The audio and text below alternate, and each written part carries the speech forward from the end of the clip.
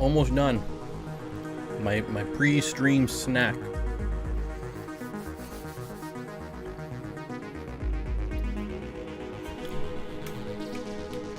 Uh-oh. There it goes.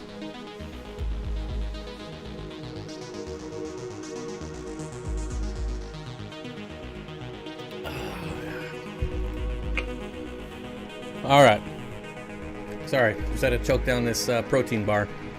We'll get started in a second. Give people time to come in.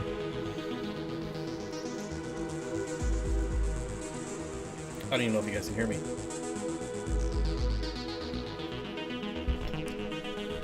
Oh, it froze. It froze again. Hello, hello. Not really pre since after 5. It's pre because it's whenever I start the stream, that is the start time. Welcome everyone to the Monday night live stream. How's it going? I hope you're having a good Monday. It's good to see everyone in chat early, hanging out, talking. Don't forget, I'm always here about a half hour beforehand if you want to chat early. I'm usually here, so keep that in mind. Audio video good, thank you.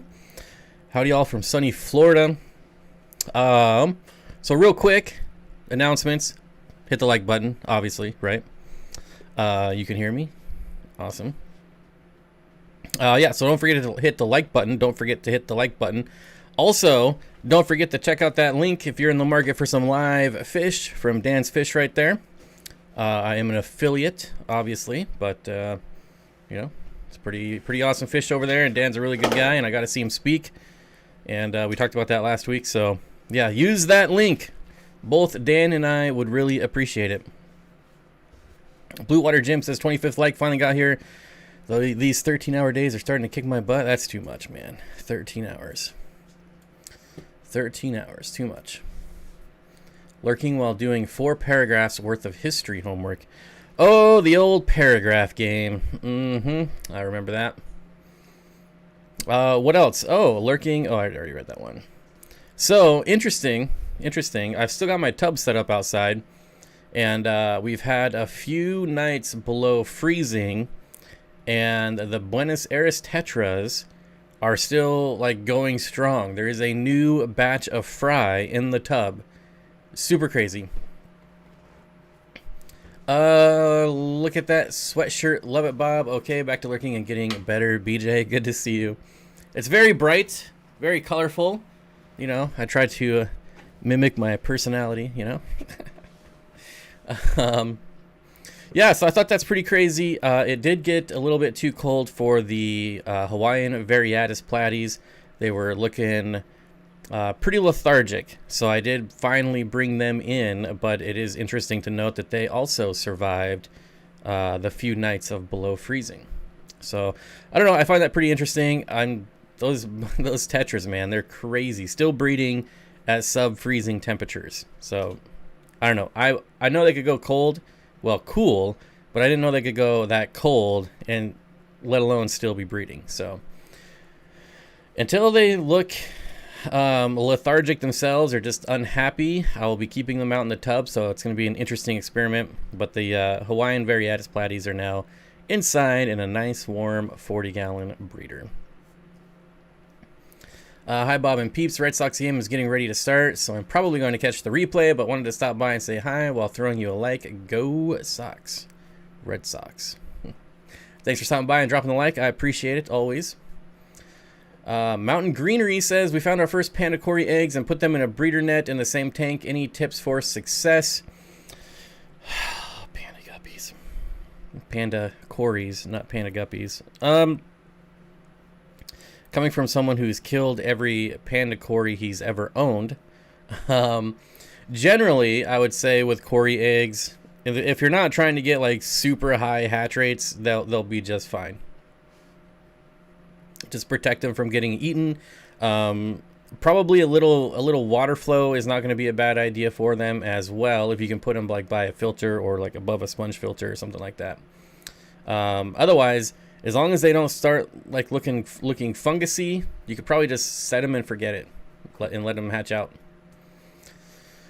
Throw the damn towel? I don't know what that means. Is that like a Rocky 4 reference? It's the only thing I can think of. Which is getting re-released in theaters. So I'm probably going to go see it, unless I missed it. It was only like a 2-day event. Do female Neos follow the male when they try to mate, or am I just weird? Like shrimp? Are you talking about shrimp?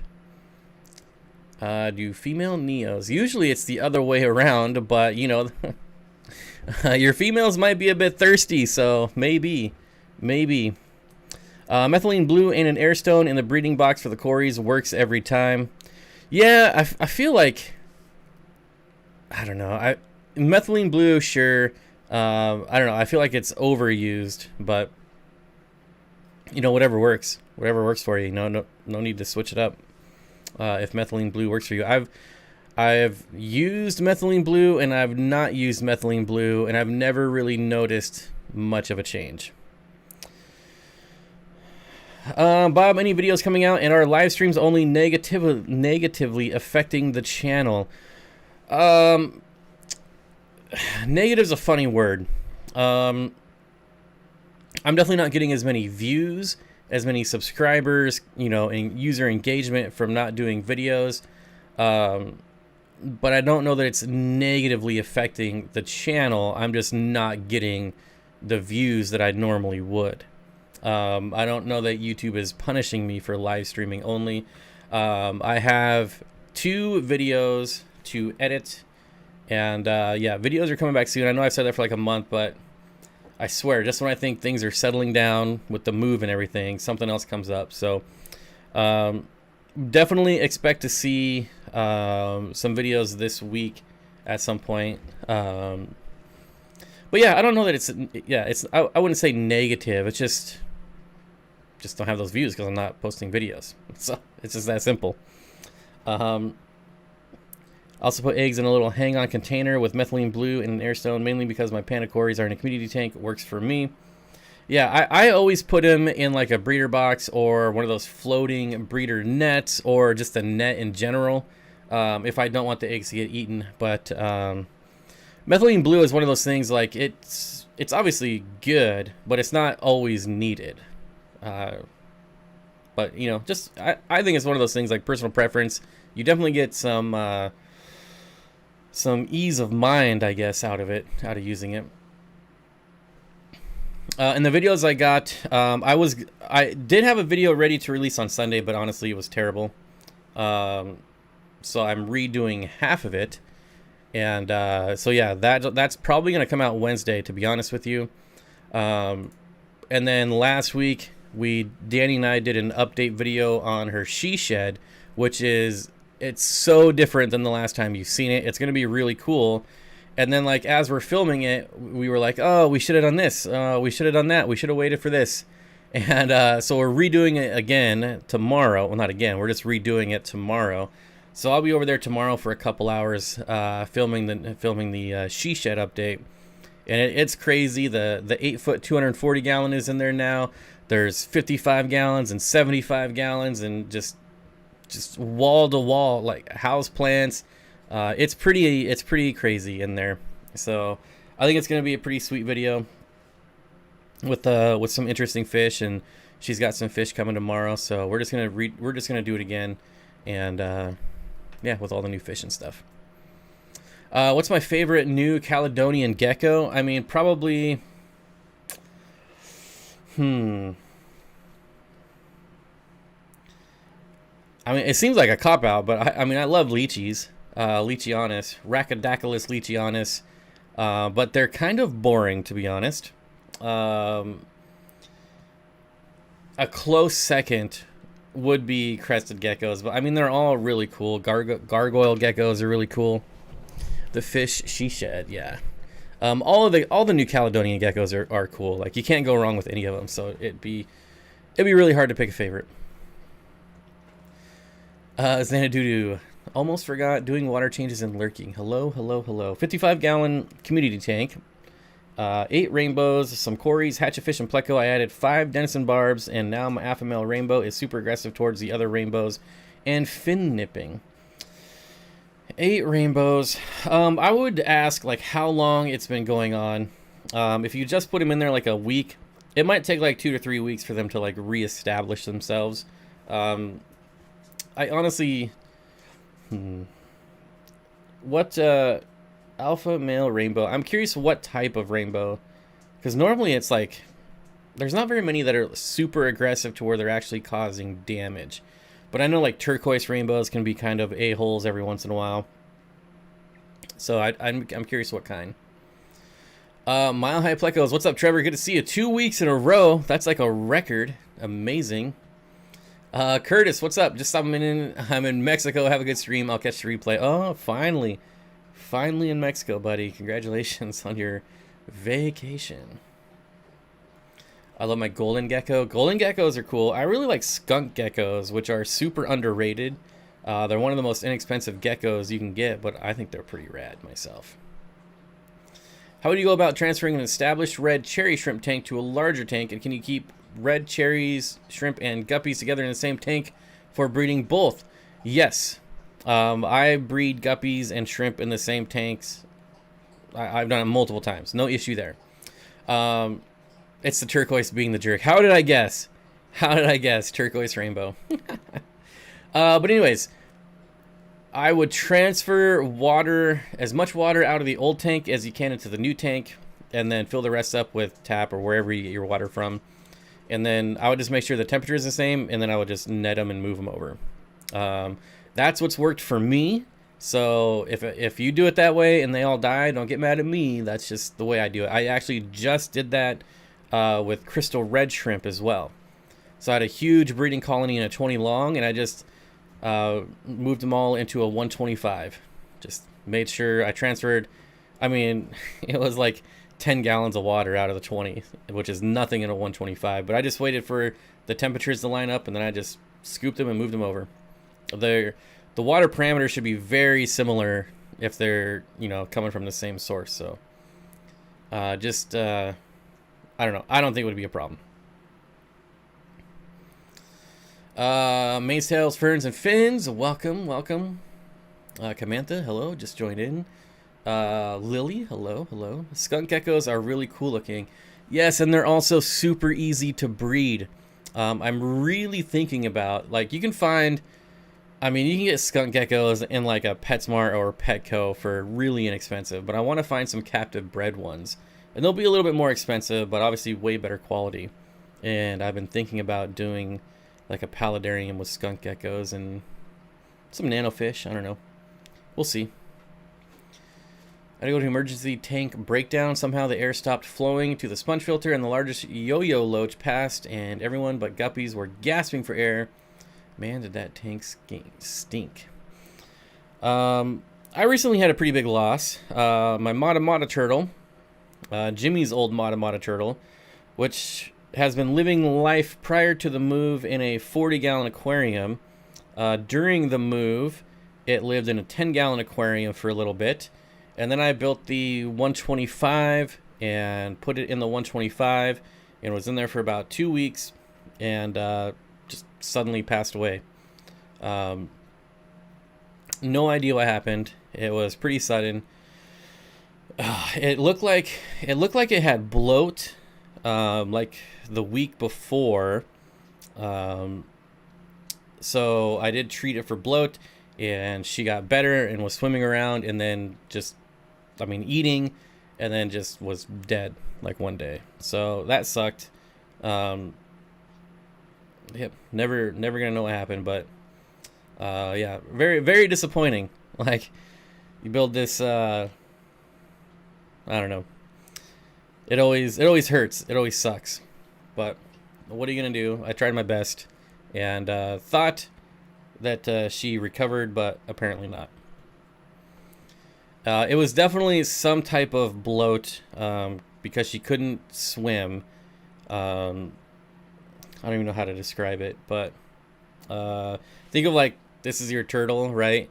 And she was swimming on her side like this, and everything I researched was bloat. And so I did treat it for bloat, and like I said, after like 3 days, she was back to swimming normal. She was chasing down fish. There's like 1 billion guppies in her tank, and yeah, so I don't know. Will this stocking work in a 52-gallon based on the Amazon? 1 angelfish, 6 salt and pepper cories, 4 Bolivian rams, 1 bristlenose, 8 lemon tetras, and 1 Amazon puffer. I would say if it's a cube, that might be a little tight. However, if it's a long tank, you'll probably be all right. Steven says, anyone have success with CPDs in hard water with high pH? Negative. I've had CPDs once, and they were very boring, and I got rid of them. They were in a 12-gallon cube, which was just fully carpeted in hair grass. And there was one rock right in the middle, and they never left the rock. So I got rid of the whole setup. Have I kept cribenzas? Yes, I've bred a few different types of cribenzas. I've never kept the common cribenzas, but I've kept like the Maliwe. The Maliwe is my favorite cribenzas of all time. So a lot of people like the I think it's the red Nigerian. I've kept and bred that one, but my favorite will always be the Maliwe. But yeah, the common cribs, I've never kept that because I don't want to end up like 1,000 babies that I can't get rid of. I'm about to get crazy here, working on a 300-gallon now. That is pretty crazy, Kent. Dang. My 280 is almost ready to go. Almost. I still haven't decided. I still haven't found like a large school of Cyprichromis, so I might just go like a planted dirted tank. For those who don't know, I do have a 280-gallon tank, and I've been contemplating like either doing a planted dirted tank or a Lake Tanganyika tank. And I really want to do like a giant Tanganyika tank because I've never done it before. And I have done giant planted tanks before, so I've been leaning towards Lake Tanganyika, but I just can't find any Cyprichromis that aren't like $1 billion. Nice sweater, 90s vibe. Yeah, thank you. I do like it myself. Bob, are you going to continue what I do in the mini gallon tank series? Am I going to continue what I do in this mini gallon tank series? What? I'm confused. I wish I could get in the Maliwe or the red cribs. I have commons and they have 40 babies currently. Yeah, if I ever come across the Maliwes again, I'll probably buy them and breed them and sell them on my website. At least for a little bit, obviously not forever. You're missing out on a giant pleco tank, way cooler. I'll admit like a 120-gallon pleco tank is pretty rad, but like close to 300-gallon pleco tank, I think that's overkill. I don't know that I could do that. Are you gonna do a Halloween stream? Is Halloween on Monday? No, it's not. Thank goodness. Halloween is on Sunday, so no, I will probably not be doing a Halloween stream. I'm not a Halloween person, so yeah, thankfully. Although I guess that means next year it would be on a Monday, which that's gonna suck. Eric, now that I know your last name, I totally understand the Y-Rock. He got tired of me mispronouncing his last name. Move all my fish out of 135. Move them in the pond frontosa. You have a frontosa of pond? A pond full of frontosa?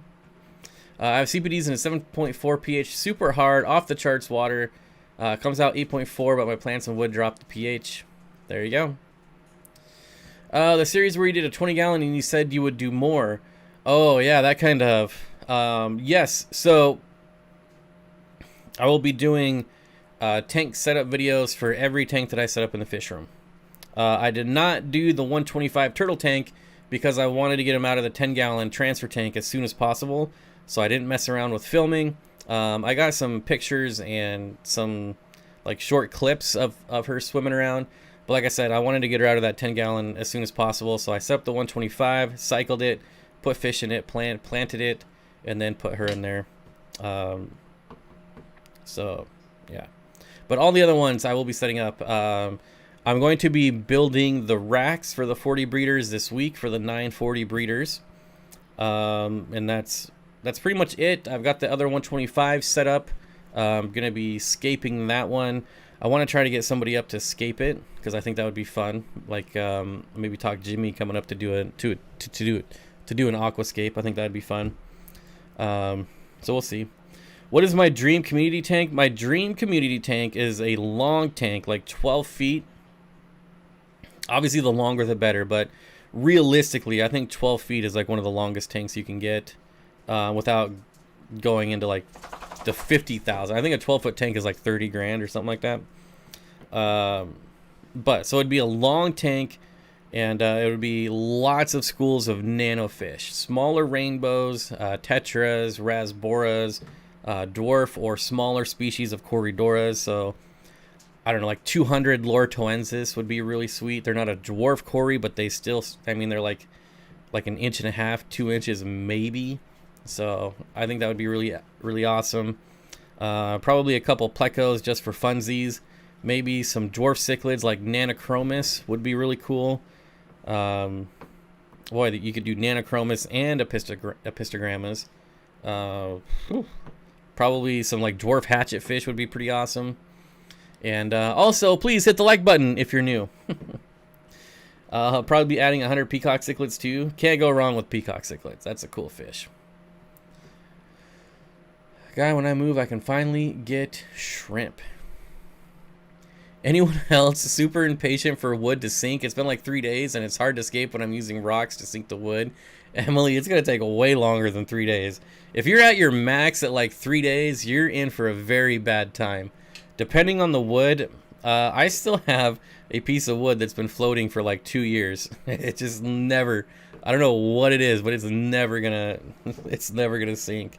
Normally I just put them out in my ponds for like 3 or 4 months. But if you really don't want to wait and you have deep pockets, get Malaysian driftwood if you can find it, because that just sinks and it naturally sinks and it doesn't release tannins or anything. But yeah, late just packing and getting ready to leave for the ALA. Yeah, you could boil the wood first, but that's never worked for me because the wood I get is way bigger than any pot or pan that I own. So I've never been able to boil it. I'm impatient. It's ghostwood. Yeah, ghostwood's definitely not the worst. So some of it's really bad. Hey Bob, can I keep cherry shrimp and a betta in a 10-gallon tank? Just asking. A fish shell, it really depends on the specific betta. I've kept shrimp with betta, no problems, and I've also had betta fish that just destroy shrimp in the tank. Like just search and destroy. Don't even eat them. They just search and destroy. So it really kind of depends. I would say overall it's probably a safe bet to try as long as you have like lots of plants and hiding areas for the shrimp. You're probably going to be okay. But I have had those betta fish that just want to kill everything. Hey Bob, I got a school of 12 Sun Danio Blue Neon Rasboras for my 33 long. Sweet fish. Yes, very sweet fish. The Neon Blue and the Neon Green, both awesome fish in my opinion. No Steen H. Ween stream. What? Alright.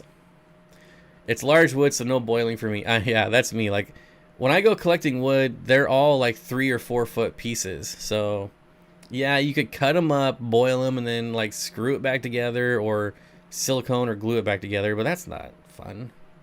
It never looks right. I just think the piece I bought labeled as Malaysian driftwood was not, because it never sank, and definitely was not Malaysian driftwood. You have to be careful. Like if you're in a pet store and they have like bins of wood, sometimes people will pick up one and then they'll walk over, they'll be like, oh, Malaysian driftwood, and set that one down and then pick up Malaysian driftwood. And so yeah, they do get mixed up sometimes. The small rocks in a media bag might be a good idea.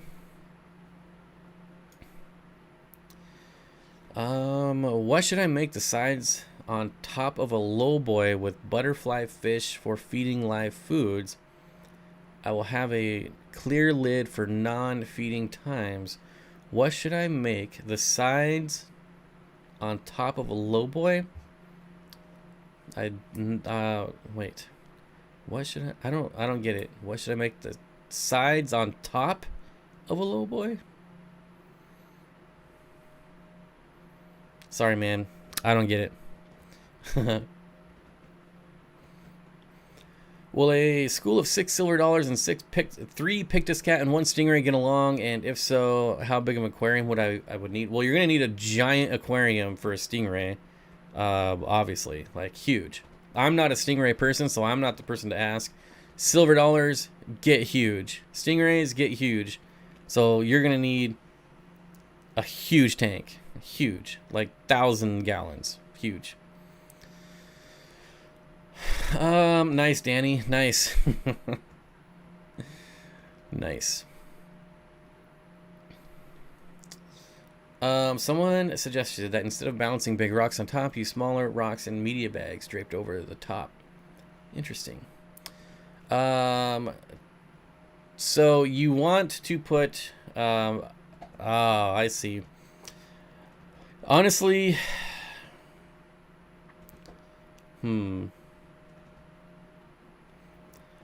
maybe, depending on how high you want to make it, you could probably get some like plexiglass from Home Depot.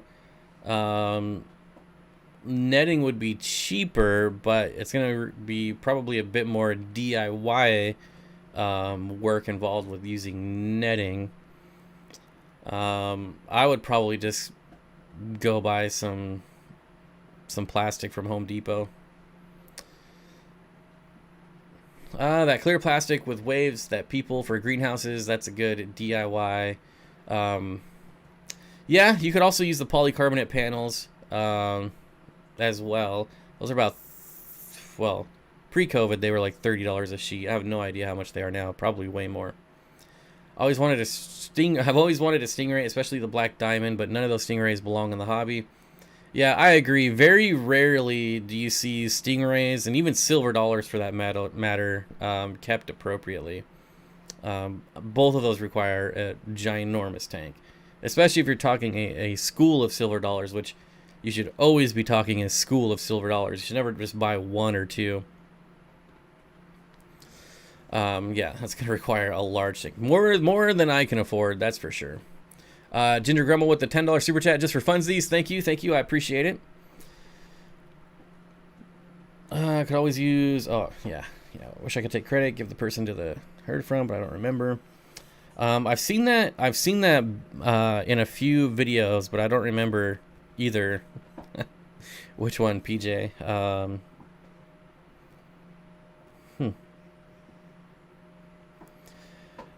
Keegan, what's up, Bob? Hey, Bob, I bred some more bettas, some more placots. You want one? I'm going to be selling them to store soon, but I want to give some out too. I don't think I'll have any room for a betta in the new fish room. I mean, I could put one in a community tank, but I don't know that I specifically have a spot for one at this point. Polycarbonate fits better. Yeah, I love the polycarbonate lids. They're going to be, I think that's probably going to be your best bet, the polycarbonate lids. Or the polycarbonate sheet, I guess. Yeah. Get a Hillstream loach. I don't know who you're talking to, but I agree. Get a Hillstream loach. I don't think there's an appropriate sized tank. Even Joey's 2,000 gallon pond didn't seem big enough for the amount of rays he had. I agree. The 2,000, that's probably, again, I'm not a stingray expert at all. But yeah, it did seem kind of cramped in there.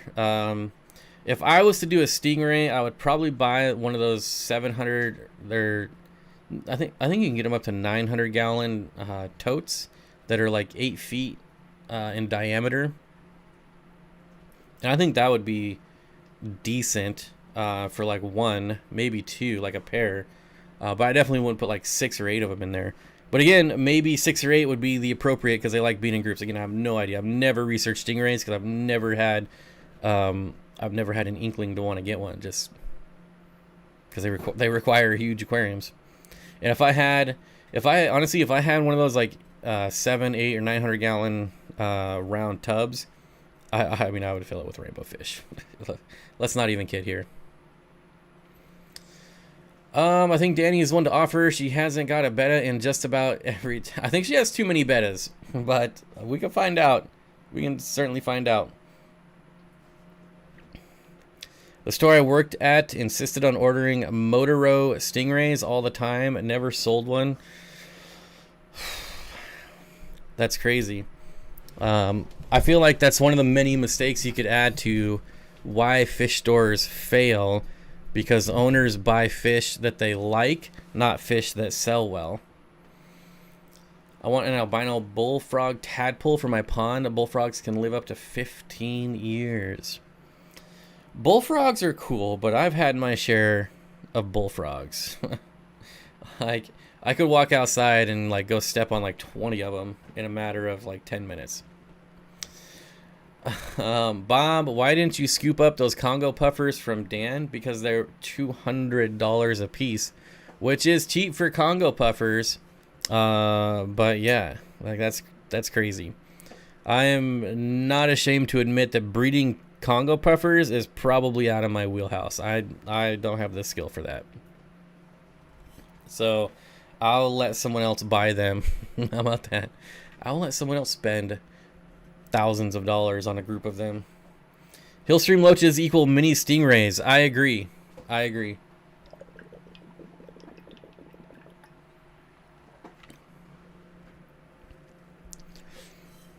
Ohio Fish Rescue has a giant pond.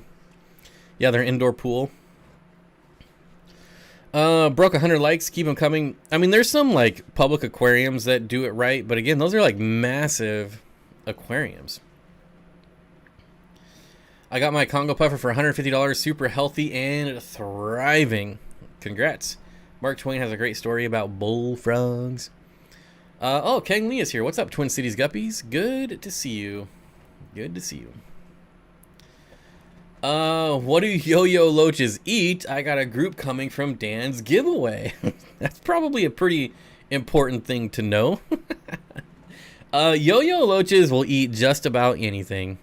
I think I have like 3 or 4 of them, and they eat the extreme krill flake. They eat frozen, any frozen food I drop in there, they eat. They eat pellet foods.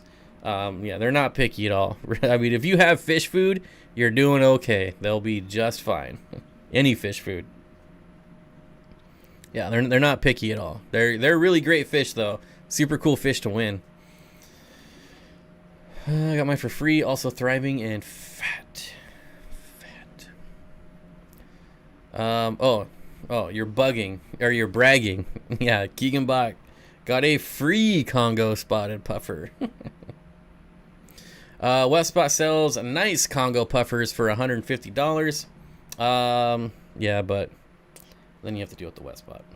I grew up in an area. Mark Twain's story is from Angels Camp, California. The second week of May, they do frog jumping jubilee. Keegan Buck, I love mine. She's a trip to watch. They're cool fish. Maybe one day. I mean, I did spring for a colony of zebra plecos once, so maybe someday in the future I'll spring for a colony of Congo spotted puffers, but it's definitely not going to be anytime soon. Just finally saying hi to Cooley for Schoolie. The horses are fed and the house is quiet. I want to start my water change while watching this. I want a mean Congo spotted puffer though. Okay. Okay, that's interesting. Hey, whatever you like, whatever you want, man. Good luck. Hope you get it. I want a mean guppy fish. I just want a murderous guppy fish that goes around and kills it. I want a guppy fish that tries to kill my dogs. I just want the angriest SOB guppy fish in the world. And I'll name it Nemo. That's my new thing. I am so sick of people telling me they want clownfish that I want to get like the most common fish ever and name it Nemo. Like I'm gonna get a goldfish and name it Nemo. When are you gonna order a group of rope fish? We're waiting. I didn't know that was ever on the table, Lily. I know Haley is supposed to send me some whenever she breeds them, but I don't think that's ever gonna happen. So we'll see. I want a clownfish. I want a Nemo.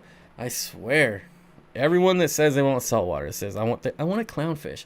Like there's way cooler fish in saltwater than a freaking Nemo fish. Gosh, I don't know. Freaking Nemo. Nemo ruined saltwater for me. If you want an angry fish, boy, do I got a longfin zebra Danio for you. My first female guppy was not very nice to her tank mates, or maybe she was just really hungry. Female guppy, maybe it was just that time of the month. You know, you never know. Clownfish are super easy to keep. Go for it. I mean, yeah.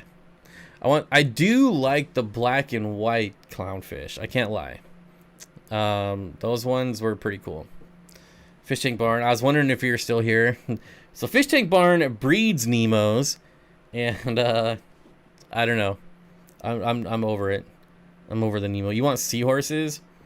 There used to be someone that came to my channel, that came to the live streams, who bred seahorses, but I haven't seen her in probably 3 years. But that was always interesting. It's like Dalmatians after the 101 Dalmatians movie came out. Yeah. And I feel like Nemo isn't that movie like 15 years old by now, and people are still like, I want a Nemo. I want a Nemo. I want an emo Nemo. That's pretty funny. My oldest zebra car is the most aggressive fish I've ever kept. I can believe that. Acaras can be pretty big a-holes sometime. Do I have to find the stream where you talked about them and remind you? Yes, go watch every single stream, get my watch numbers up. Don't forget to like every single one and comment to get my engagement up. But yes, you should. Better late than never. Best fish that lives good in a 20-pond aquarium outside patio. White cloud minnows. Golden white cloud minnows. Longfin white cloud minnows. Any white cloud minnow. There are some nice saltwater fish out there. Yep. And I might end up with a saltwater Finding Nemo 2003. Ugh. Oh my gosh, it's 18 years old. I might end up with a saltwater aquarium in the new fish room. You never know. You never know. I might do it. I challenge you. Also, share it, everyone. Share it out. Share everyone you watch, too. Get other people to watch it. Get seahorses, then never go on holiday again. When angelfish pair off, are they preferential towards angelfish of their own strain? Are they preferential? I don't know what that means. I know what preferential means, but when angelfish pair off, are they preferential to their own strain? Oh, you're okay. Never mind. Now I get where you're throwing down. Not necessarily. Not necessarily. They'll pretty much mate with whoever they want to pair up with, no matter what color strain they are. Set up a reef tank and get hooked. I've had a reef tank. It was probably the most basic of basic reef tanks, and saltwater people would like yell at me. But I had a reef tank of just pulsing xenia, and I thought it was the coolest thing ever. And if I ever do saltwater again, I'm going to do the same thing. Just an entire tank of pulsing xenia. Saltwater people hate that like we hate duckweed, but I love it. It's one of my favorite. Hey, what are you chewing on?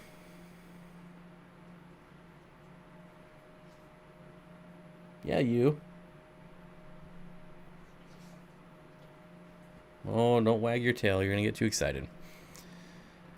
Sorry for the bad wording. Oh, no, that's me. That's me. I'm a little slow.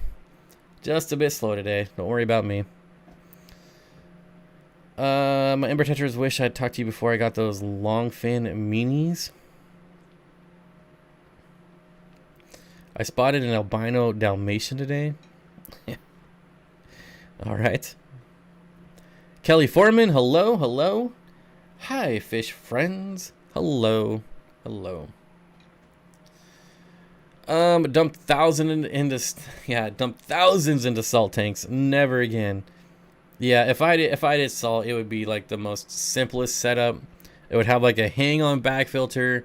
I wouldn't use RO water. I would just take water right out of the tap, and I'd have every single person, saltwater person, yelling at me for days, and I'll just laugh it up every time. Hey, cool. This is the first one of these fake super chats I've been able to do. I almost asked you if you wanted to come on the stream tonight. I was this close, but then I figured, nah, it's a Monday, it's shipping fish day. You're probably not interested. But I almost asked John, almost. And thanks for the fake super chat. I appreciate it. Speaking of which, I finally got my duckweed to start growing. I think where I collected it had different parameters and it needed 8 months to acclimate. That's crazy. What are your thoughts on black corridoras? If you're talking about the black Venezuelan corridors, I think they're awesome. I've kept them before, but I heard recently that they're quite difficult. I did not find them difficult to keep at all. I probably had them a year and a half ago. And I think if you've kept them before, you're kind of answering your own question. Like, fish don't get harder over time. If anything, they get easier to keep over time because they're more captive bred. So yeah, I've yet to find any corridora that was difficult to keep. Granted, I probably only own like 20 different species, maybe 25. All that would work fine for most soft corals, probably not for SPS dominant tank. No, yeah, that's all I did before. I had like this saltwater, the all-in-one like 27-gallon cube. I don't even know what brand it was, but all I had was pulsing xenia, a couple shrimp, a crab, and some fish that always jumped in the back of the sump. And finally, like, I would net it out and it would jump back there. I would net it out and finally I was just like, screw it, you're just gonna live back there. And yeah, my water is like so soft from it doesn't. It's I basically have RO water out of the tap, so it doesn't matter. I would have come on. You should have asked. I don't know. Maybe I should have. I just knew when I was shipping fish, Mondays were like the worst day ever. What aquarium plants also work well in vivariums? Java ferns and anubias do well. Anything else? Any like thicker leaved plants, like I think Laguidia would do really well. It loves growing out of the water. So almost every aquarium plant is grown immersed. Anything you buy at a pet shop for the most part is going to be grown immersed. So if you're buying them immersed already, then they're going to do well in a terrarium with high humidity. I'm thinking of buying a baby longfin, blue-eyed bristlenose pleco. Please talk me out of it. It's $20, but I really want it. Why would I talk you out of it? If you want it and it's only $20, then buy it. How's about a real super chat for balance? Thank you, Ginger, for balancing out the universe. I appreciate it. You said you find it hard to keep pandacories, Bob. Oh, that's right. Thanks for reminding me. I have always killed panda cories, but that's not that's not the cory's fault. That's my fault. Yeah, lots of people in here keeping and breeding panda cories, but my dumbass cannot. So thanks for reminding me. Benjamin, thanks, buddy. I appreciate it. Thanks for bringing up my failures, my friend.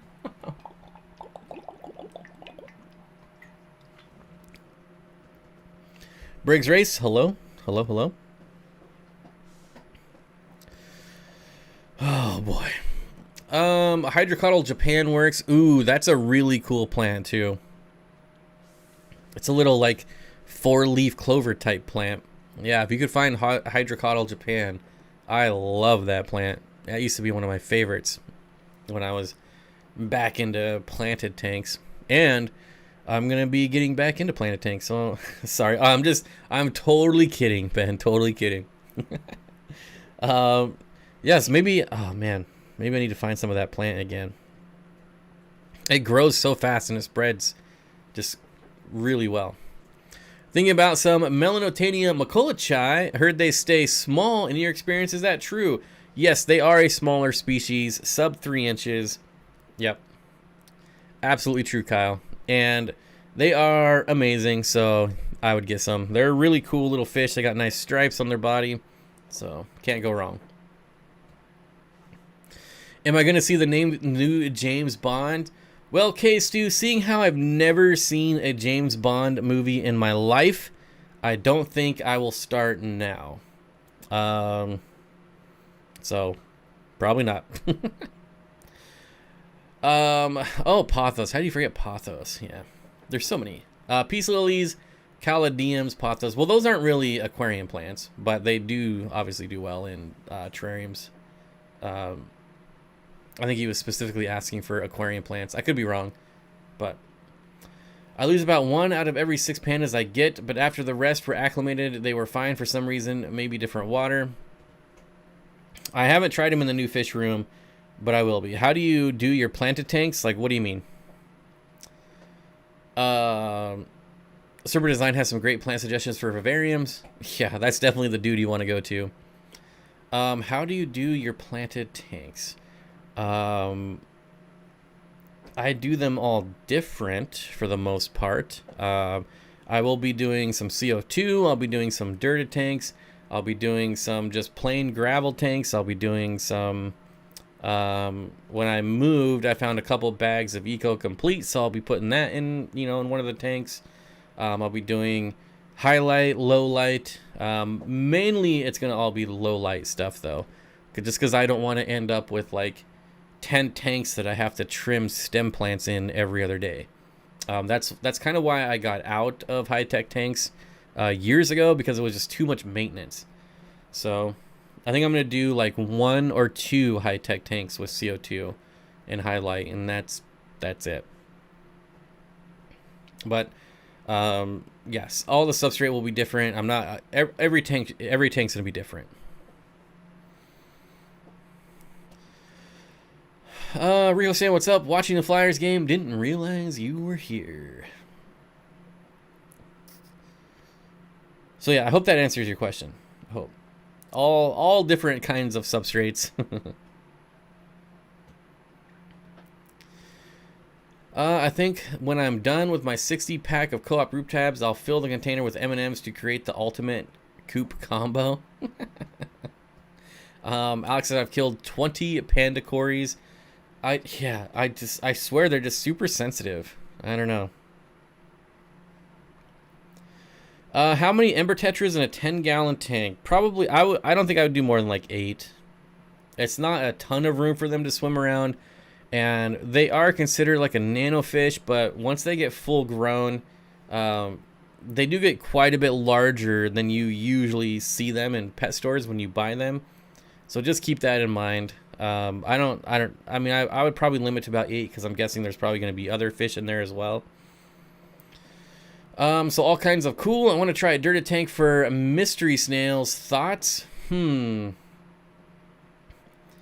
depends on what your goal is for mystery snails. If you're setting up a tank to breed mystery snails, I would have no substrate at all, unless you needed something to add minerals. So, if you needed aragonite or crushed coral, I would do that. But mystery snails are extremely dirty snails, meaning that they poop a lot. They're like goldfish, where they're just pooping nonstop. So once you get if you get like one clutch to hatch, you're gonna be changing water all the time. How can you fit, or how many should you have? I guess you could fit 1,000 or so. Yeah, that's true. That's true. I don't know that dirt would give you any, as far as mystery snails, I don't think dirt would give you any advantage over any other substrate. I hope that bucket of plants works for you. Was I right that they are crypts? I don't know. They're still all in the bucket. I haven't even taken them out of the bucket yet. I don't know. I have no idea what they are. Fish fam, hello everyone. What's cracking? Triple J Aquatics, what's up, buddy? So all kinds of cool. I'm looking for a species from Northeast Asia that will do well in a paludarium with tannin-rich water that isn't a betta, can eat crickets that fall in the water and won't attack my frogs. No betta. Eat crickets, like full-on adult crickets. You might have an issue.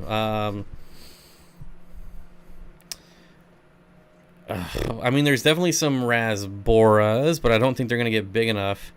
Or the rasboras that are big enough to eat crickets are going to be way too big.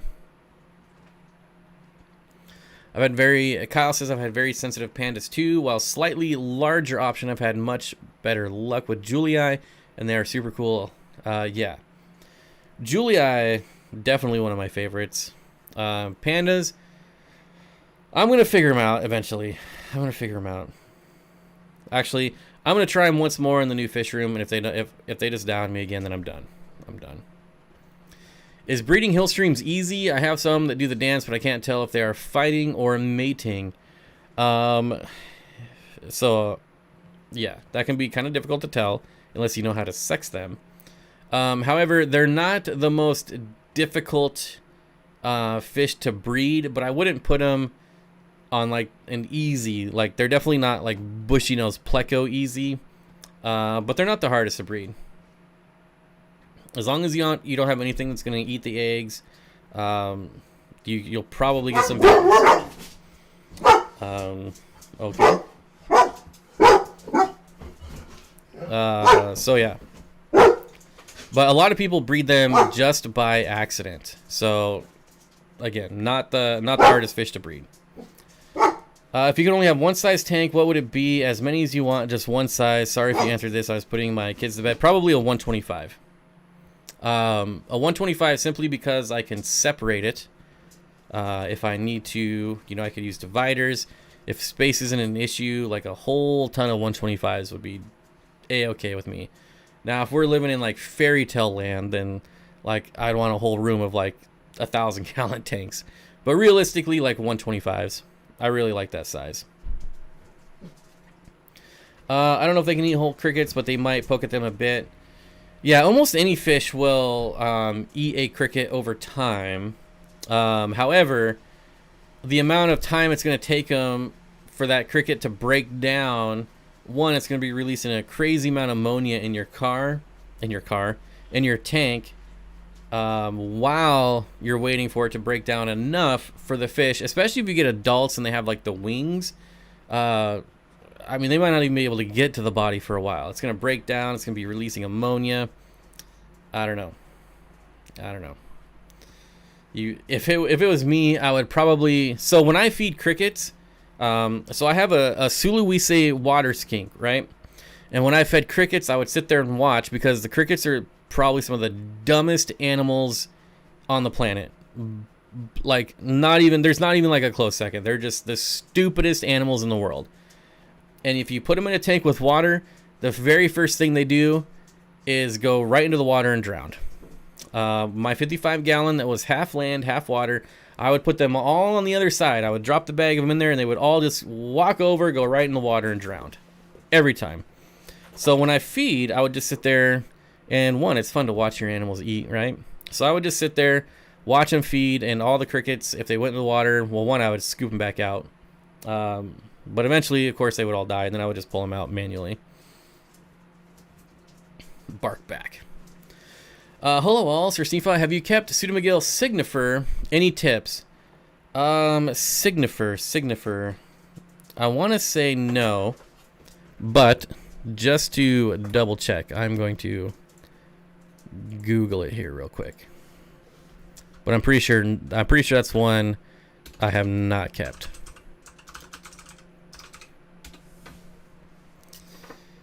Okay, nope, I have yet to keep these ones.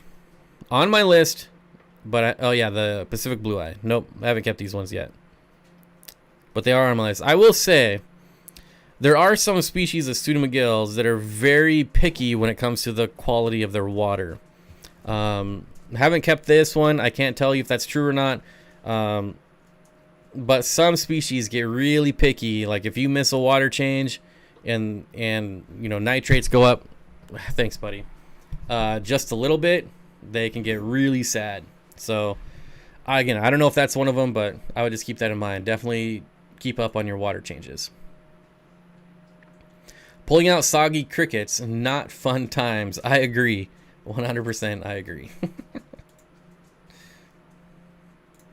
All right. Let me get back here. You have a what now? It's a Suluwise or Suluwisai water skink. Water skink. Love my signifiers. Little X-wings when they flare. Clean water helps. I mean, obviously, it seems pretty obvious, right? Like, oh, clean water, fish. No kidding, right? But there's definitely a lot of fish that can go a long time in higher nitrates, and pseudomugills generally are not one of those fish. My archers love live crickets. So fun to watch them. Yeah, I mean, but that's a pretty big fish that can swallow a whole cricket, like an adult cricket. Anyone tried Ocean Nutrition Instant Brine Shrimp? I don't think I have the patience or skill to try to hatch my own, and this sounds interesting. I have not. Maybe someone in chat. I will say that hatching out brine shrimp is way easier than I thought it would be. Way easier. I always avoided brine shrimp. You know, you go online and you look at people doing like the 2-liter DIY bottle, and I'm like, I don't want to mess with all that crap. But if you buy one of the kits, like it's super simple. Mealworms are fun to feed fish, turtles, etc. Have you seen the claims of people who feed like arowana's mealworms and then say like the mealworms burrowed out of their body? Like, I've never found any like solid evidence that that's true, and it makes zero sense. But there are people on the internet saying that mealworms are like burrowing out of their fish. And I don't know, it doesn't make any sense to me, but I thought it was interesting. I have tried the instant baby brine shrimp, and my fish went after it, even my full-grown turquoise rainbows. Melissa Turner says, I love live cultures, brine shrimp to different worms. I'm right there with you on the live cultures. I had a couple live cultures going, and then I kind of got lazy. You know, the micro worms, the vinegar eels, and kind of got lazy in the move and killed them all off, or lost my cultures. So hopefully, after everything's done in the fish room, then I'll start focusing. I still have my red wigglers, which is pretty cool. I do love feeding red wigglers to my bigger fish. That's revolting. I have fed mealworms to fish before, and I'm like, there's no way that thing's alive. When you drop a mealworm in the water, it almost instantly drowns. Like, within like 15 seconds, it's dead. It's drowning. So I don't understand how it could stay alive inside of a fish and burrow its way out when it drowns so fast. I love baby brine, feed it every day, and grow them out to adults to feed my bettas. I will say, my brine shrimp pond is stupid fun. Like, that is the best way. If you don't want to be like hardcore brine shrimp guy, and you just want easy peasy brine shrimp to feed every once in a while, I'm telling you, put them in a tub, put them outside, and just let them thrive. Gosh, I set that tub up, I want to say in like May. I've added salt to it once, and it's been pouring down rain here for like a month and a half. I haven't added any salt, and they're still just pooping out babies left and right. It's crazy. It's definitely got to be on like, I don't know. I should test the salinity, but it's got to be like pretty close to fresh water at this point.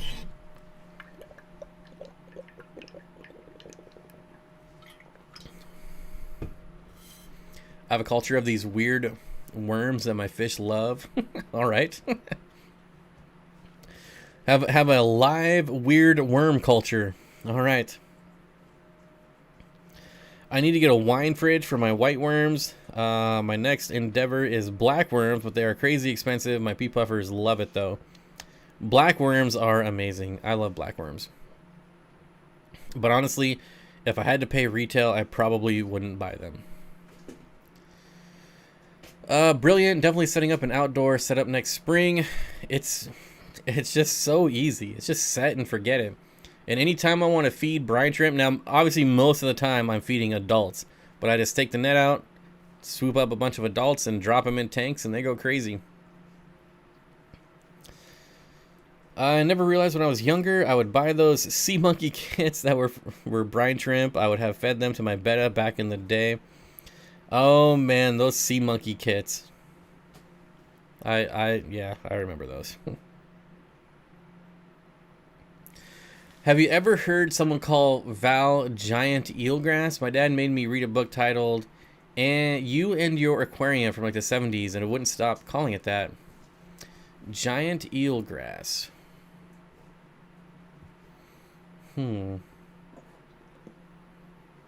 I don't think I've ever heard that before.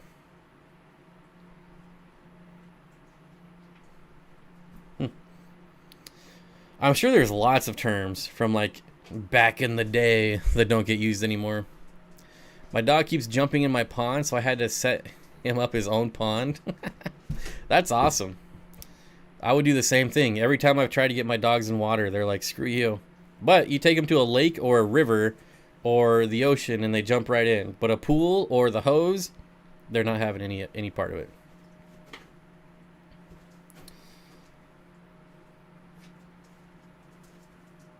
Being a weirdo, dude. I just finished hooking up my linear pump. Bubbles galore. Have to order 7 more sponge filters. Woohoo! Procrastinated long enough. Yeah. Linear air pumps are amazing. Even if I only had like 10 tanks, I would still run a linear air pump. See people. Yeah, see people. A giant eelgrass does sound cooler than Val. I feel like that's the marketing gimmick right there. Like if I listed Jungle Val and then eelgrass, giant eelgrass on my website, I feel like giant eelgrass, even if I use the same photo, like I feel like people would buy that one. How large are adult brine shrimp? Maybe like 3/8 of an inch, maybe. Yeah, right around there.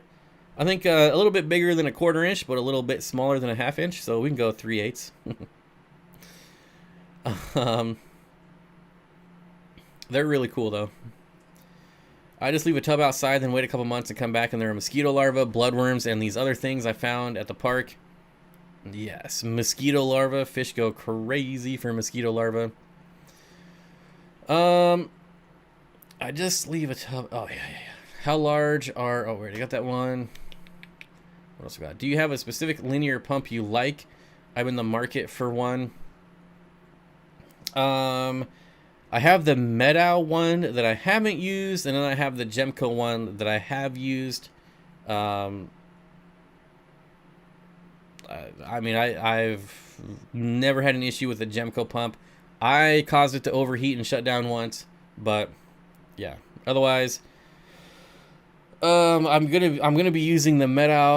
I think it's Meadow, something like that. It's on the Aquarium Co-op sales. I'm gonna be setting that one up to try it out in the new fish room. But yeah, I don't think you go wrong with either of those. Notice my cories reacted after I added an air stone. Less swimming to surface for air. There's so many advantages of adding an air stone. I wouldn't think that would affect how often they go to the surface for air, but maybe it does. Maybe it does. What else do we got going on here? Hi, how do I prevent... Oh, that's funny. We were just talking about this at the beginning of the stream. How do I prevent fungus on Corydora eggs? Tried methylene blue, but fungus still develops. Lost already plenty of eggs. Thanks. Where are you putting the eggs? Because you might just need more water flow. Or like a lot of people put them over like an air stone or a sponge filter and get the bubbles just to create more flow. So you might want to do that in addition to still using methylene blue.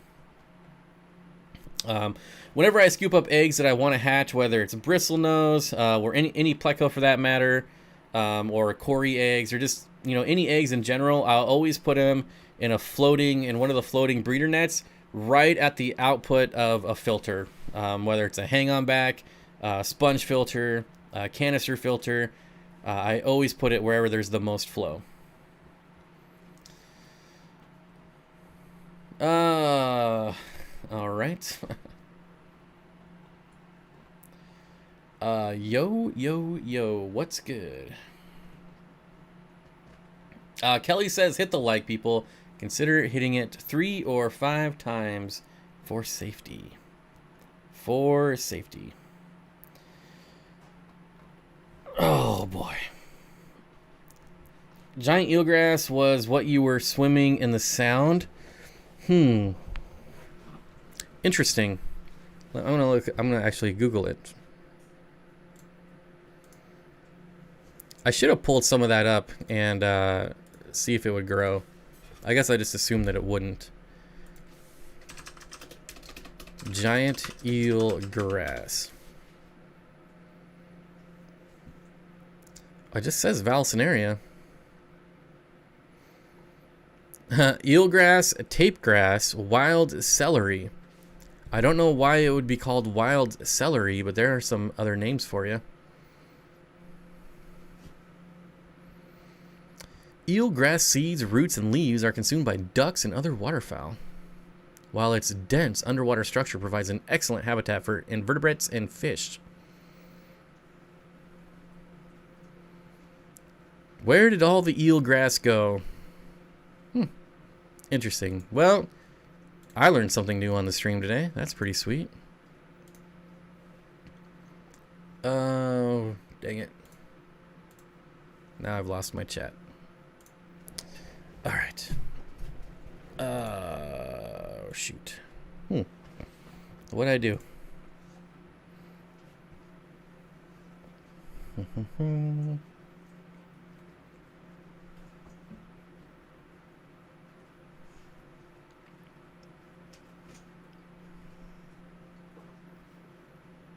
All right, here we go. I think I'm back. Oh, yeah, here we go. Okay. I am back. Sorry about that. I've heard water celery is wild celery. Interesting. Have you tried bog filters yet, Bob? I have not tried a bog filter yet. I just checked the You and Your Aquarium book, and they're using it for Val Gigantea. Val Gigantea. Alright. Let me break things again. Valsinaria Gigantea. I might have some of this. I'm going to put you guys on a quick hold and go grab some. I'll be right back.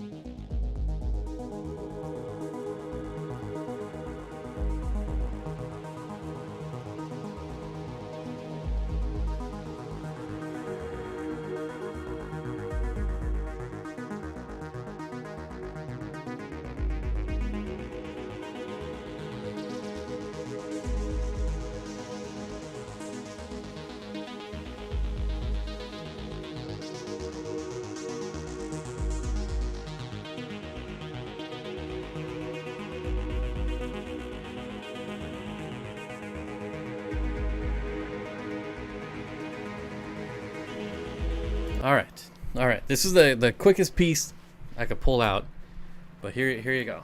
Okay. So here's the roots. Just gonna keep going and going and going and going, and that's pretty close to 6 feet right there.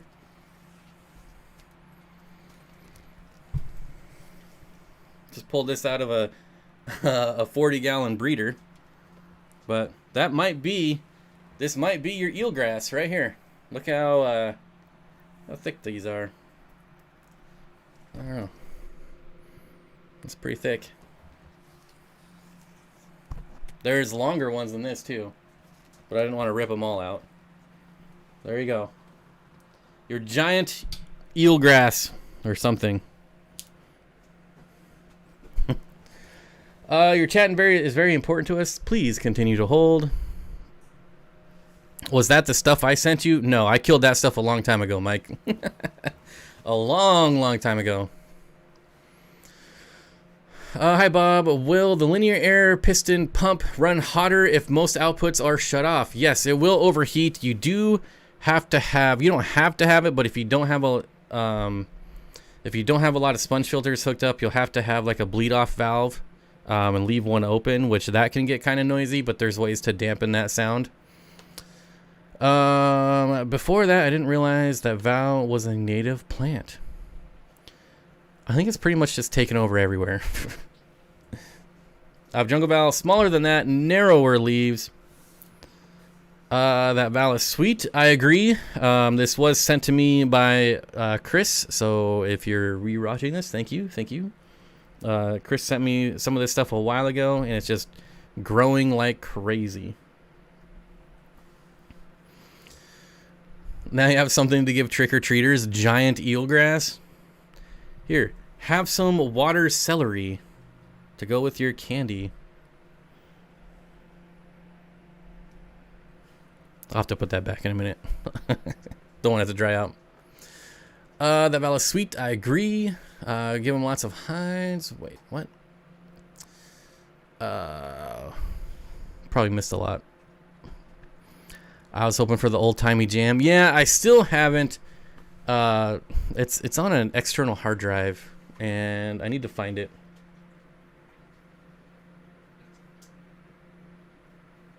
I hope you're not eating my plants, buddy. I rescaped some tanks recently, pulled Val out of one, put it in another. It was quite a bit taller than me, at least 6 feet long. Yeah, there was some sections of this that are, there's some sections that are like 8 feet. It's pretty crazy. I think I left my lid open and my dog is drinking aquarium water. I will be right back.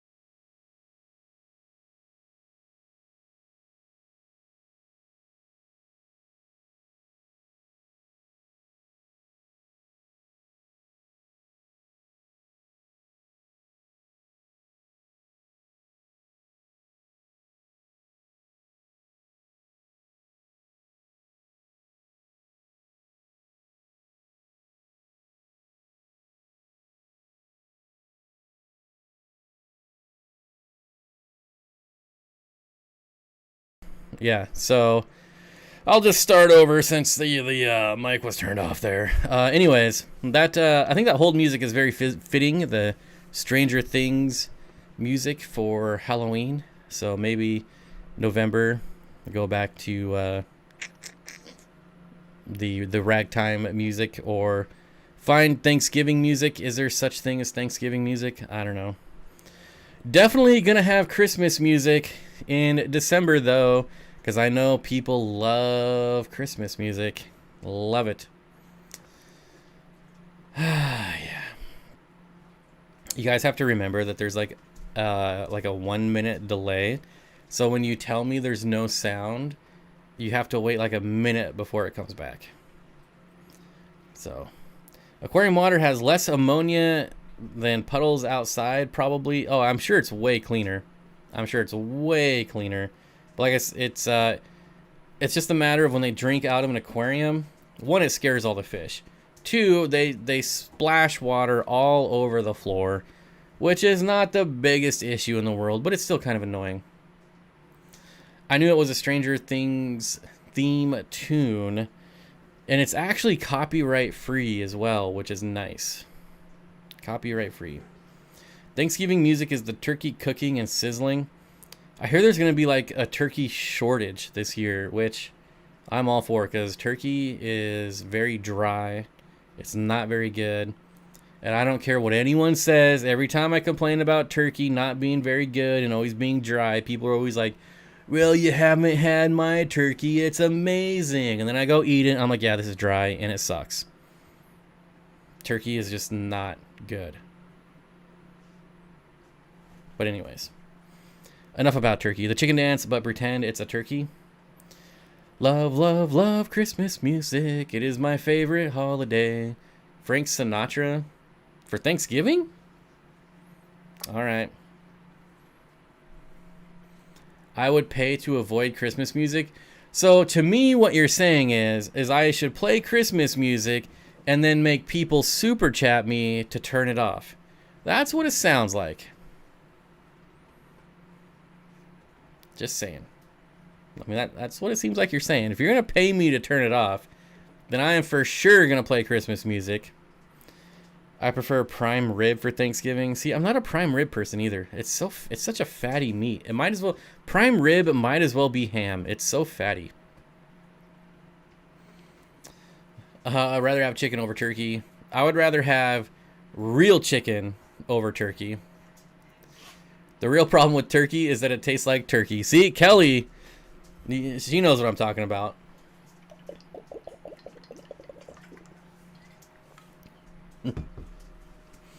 The problem with turkey.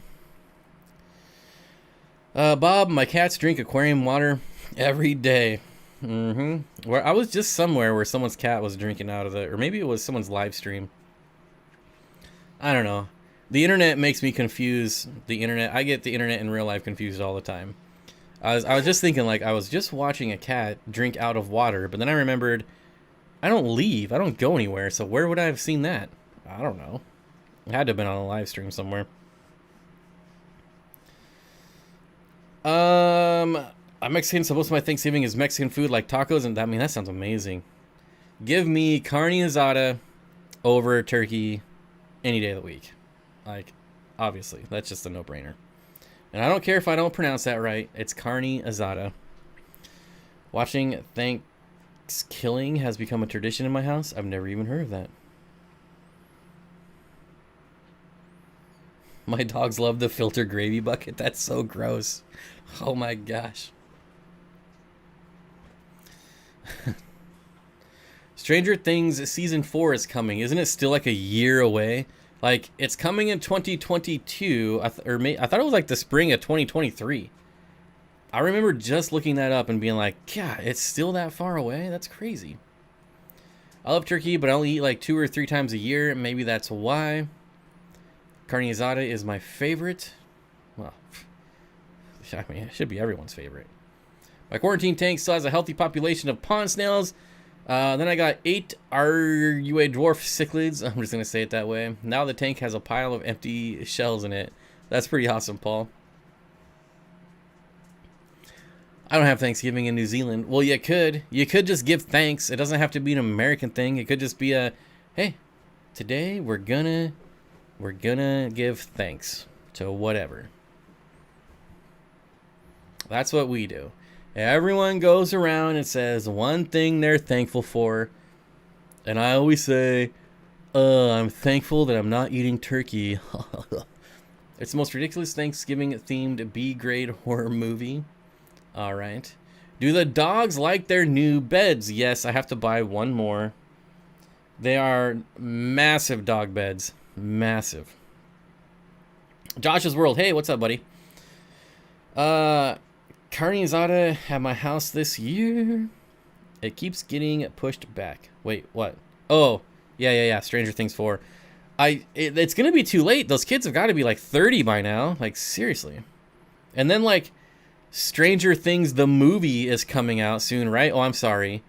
The new Ghostbusters, which is totally a ripoff of Stranger Things, has the same kids in it, the same type of music. Just like I ripped off their music for my Be Right Back scene. But they're going to call it Ghostbusters instead of Stranger Things, but whatever. Whatever. I'm definitely not having turkey this year. Me neither. 2023, those kids are going to be 30. Hey, I just said that. Nice. I'm also waiting for the new season of Cobra Kai. Right? Anybody else watch that? Best dog beds are at Costco. Paul, that is where these dog beds came from. And they did not have a price on them. So I was like, do I risk it and get 3? Or when they could be like $60 a piece, because I have no idea. So I'm like, I'm just going to get 2, not knowing how much they are. And then it turned out they were only $30, so I should have got 3. And they've already drooled all over them. They're not even a week old. They got stains all over them already. But what are you going to do? We have an Orbis bed with a full bolster for our boys. Sometimes I want to sleep there. It's so plush. Darren, hey, how's it going, buddy? How would you treat a 55 for ick? This is my first time finding ick on a fish, let alone try to treat any tank. Keith, it's easy. You just do whatever it says on the bottle. So it's like, well, depending on what your flavor is, what your flavor of medicine is going to be. But normally it's like 1 catful per 10 gallons. And you would definitely, in my opinion, you should always treat the entire tank and not take the fish out and treat the fish. If there's 1 fish in your tank that has it, chances are it's all over your aquarium anyways. And most of the time, a lot of us have ick and we don't even know it because the fish's immune system just fights it off naturally. Like it doesn't need anything else. But I would always, it's obviously going to be more expensive treating a 55 gallon than a 10 gallon. But let's say you pull your fish out, you put it in a 10 gallon quarantine and you treat it. It sits in there for 2 weeks. It's gone. You put it back and then a different fish gets it. You pull that out, put it in the 10 gallon, treat it. And then another fish gets it. And it just keeps, and you're just in this cycle because you're not treating the tank. You're just treating each individual fish. Whereas like 2 months down the road, it would have been just cheaper to treat the entire 55 gallon. For me, if it was me, I don't really like giving veterinarian advice because I'm not a veterinarian. But if this happened to me, I would raise the temperature of the tank and I would just add salt. And I would give that a go for like a week. And if it doesn't look like it's improving, then maybe I would start looking at some medications. But I am back to the salt train. I had ick and like nothing was curing it. And I just went with salt and then it was gone in like a week. So I'm pretty big on the salt train now. But some people have luck with meds and, you know, there's plenty of different meds out there, so pick your poison. Like I said, I would just raise the temperature and go salt. Stir Fry Guy says, yeah, ick is a tank problem, not an individual fish problem. I agree. And I learned that the hard way myself. So that is coming from someone who used to remove fish way back in the day and fight 1 fish at a time and getting frustrated that I could never fix it. Oh, yeah? Ick doesn't do 80 plus degree water temps. That is correct. It speeds up their life cycle. They don't like the warm water. It's just, you know, you go up to like 82. Some people go up to, hey, calm down, buddy. Some people do like 84, 85, 86. I mean, it depends on what kind of fish you have. But I usually go right around 82 and 82 in salt. I could see you as a veterinarian. Any reason you didn't go that route? Because I thought it would be a good idea to waste all my time and money in computer science. And it turns out that is a miserable profession. So, yeah, there you go. The only bad thing about the salt method is that it can be also harmful to fish, especially if you've done it more than once. It's definitely like, you know, you got to take into consideration what fish are in your aquarium, what plants are in your aquarium. A lot of people say they don't want to do salt because it'll kill plants. I've never had it kill plants. I feel like if you're dosing it enough to kill plants, then you're using too much salt. And that's just my opinion. But obviously, if you're salting your aquarium like every other day for like weeks on end, yeah, you're gonna kill your plants. But plants can generally take it. You might have some little, you know, some leaves. You might have some die off, but it's just temporary. I've never killed off an entire plant with salt, like never. I send Bob to vet school. No. I personally believe that college is the biggest waste of money. One of the biggest wastes of money right now is college, is tuition. So I would never go to vet school. I wouldn't go to any school for that matter. But thank you for the $5 super chat. I'll watch 5 minutes worth of educational videos just for you. So yeah, there you go. You can literally take every class at MIT for free. You just don't get the stupid piece of paper that says you graduated. Now you can spend $100,000 on that piece of paper if you want, but the world is changing. You know, back in my day, it was like you have to have a degree. Not anymore. Not anymore. Vets in my area are only about the money and not the animals. I agree. It's just, I mean, it's, to me, like, the vet industry has turned into like the medical industry. It's just money, money, money, money, money, money, money, money, money, money. I don't care what's wrong with you. Just take these pills. You know, the doctor says you have an unhealthy lifestyle, and you say, oh, so should I eat right and exercise? They say, no, just take these pills and you'll be fine. You don't need a diet or exercise, you know? Yeah, there's actually, I mean, there's somebody in chat. Like, if they want to say it, they can, but they got diagnosed with something, and they just wanted to pump medication down their throat, and they were like, well, I'll just diet and exercise instead. And they diet and exercised, and now they're healthy. So, didn't need $20,000 a year in medication. I don't know.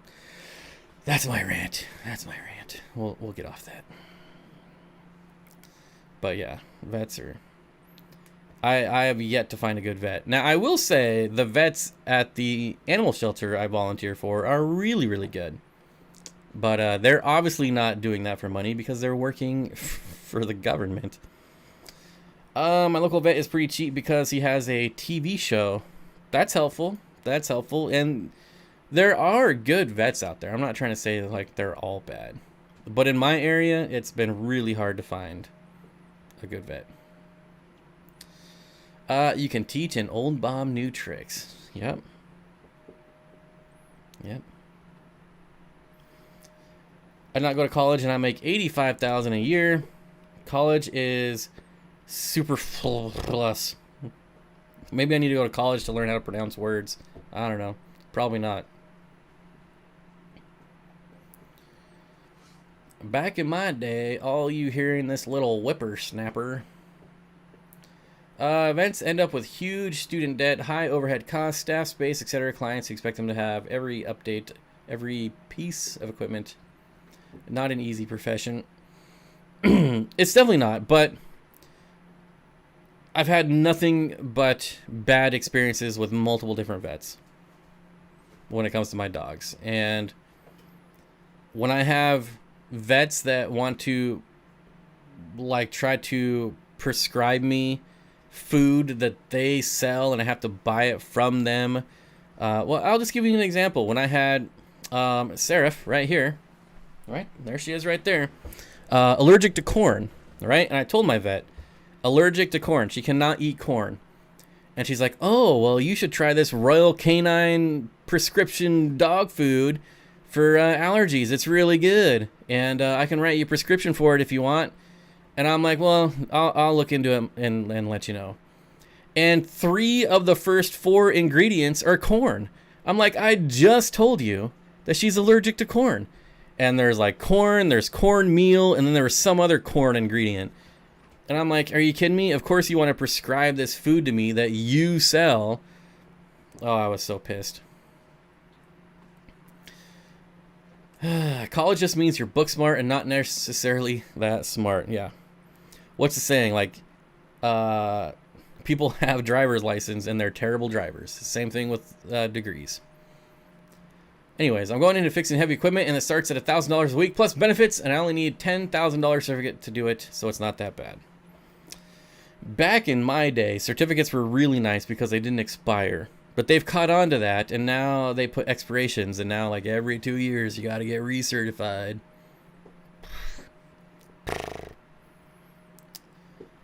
Redford's Naturals. I haven't. Well, now I don't have a corn problem because she has passed away. So that was that dog.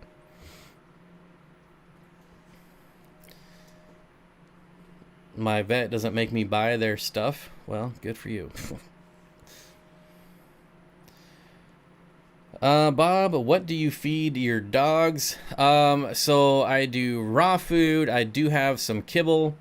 But mainly I go to the butcher to buy food for my dogs. You know what you call a doctor that graduated last in their class? Doctor. Where was I at? Fishtoberfest. I was signing Dr. Steenfott.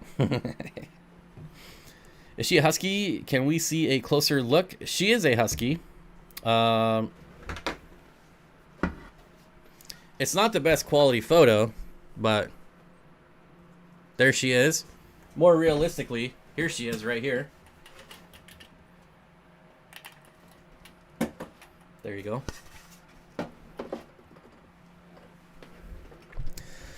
Raw food is brilliant, and with the price of kibble, like, it's actually cheaper as well.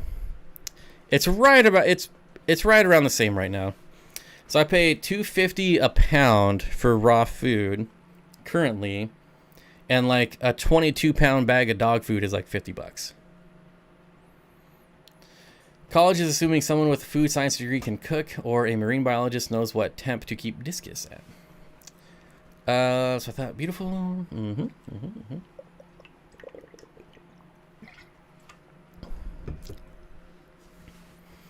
I'm trying to get my family to start feed our dog raw food.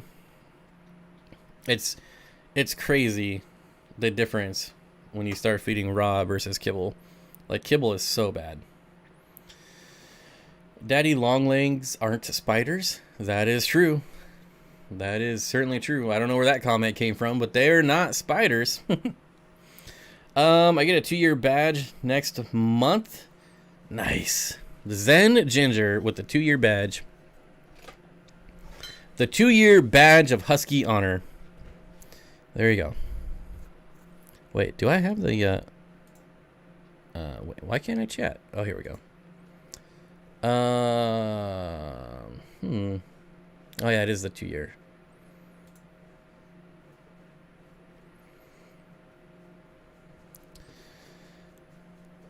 All right. Our vet is always trying to charge us for something most visits. Yeah, it's pretty sad. Anyways, I want to try the raw food thing with my dog. Has been eating kibble all her life. In advance, in advice of vets, I'm kind of scared she'll get sick.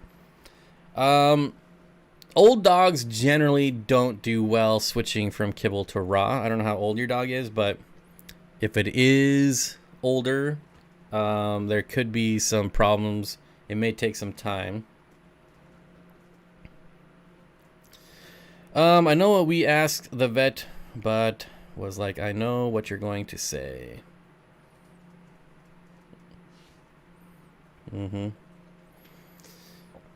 My wee terrier mix eats better than I do. Well, when I make steaks, like I make steaks for my dogs. If I have like a hamburger for dinner, I make hamburger for my dogs. So they eat pretty well too. I will say, if you're gonna go raw, you definitely do as much research as you can. Like, just watch every video, read every article you can, because you will have difficulties along the way.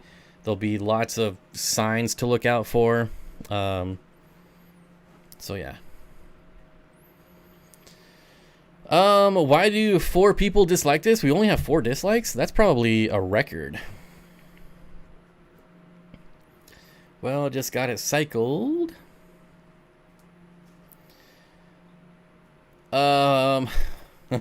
Danny's schooling us on daddy long legs. Although the one thing I don't recall is if they're poisonous or venomous. I know not all species have the poison.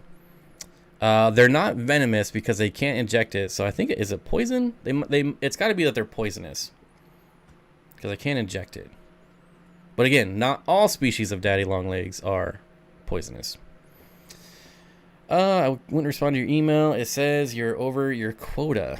What? Is that a real thing? Are you sitting there with like 50,000 emails in your inbox? I mean, not that I could talk. How many are in mine? I didn't even know you could have quotas. What's my inbox like? Oh, it doesn't even tell me anymore. I have 610 new emails, but it doesn't give me like a total. Now live on your channel, Steenfott Aquatics is live. Thanks for letting me know. Thanks for the notification. Now send them to people that don't know. My cat got diabetes from the vet food. I started giving her raw food, and he doesn't need insulin anymore.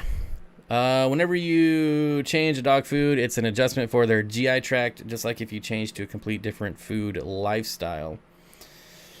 I don't know that I necessarily buy that one, Freshwater Sea. To an extent, sure, but I don't think it's as drastic as some people make it out to be. I don't know. Like if I just switch and go on like a Mediterranean diet tomorrow, it's not going to have any effect on me at all. I don't know why I did this, but I just started another avocado seed. I already have one that's over a year old. Why do I feel like I needed a new one? I have no idea. Why did you? I just know they got too small of fangs. It's definitely poison. It's not venom. I think it was like the University of California recently came out with a study where they were talking about it might not be California. It was, where was it? But they said that like half the species of daddy long legs are poisonous and can kill. Like if some fish eat them, it can actually kill fish. So it's got to be poison, not venom.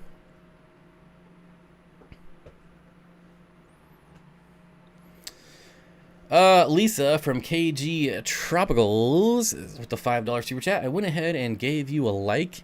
You gave me a like and $5, so that's pretty awesome. I almost said something stupid, but I won't. Thank you, Lisa. I appreciate it.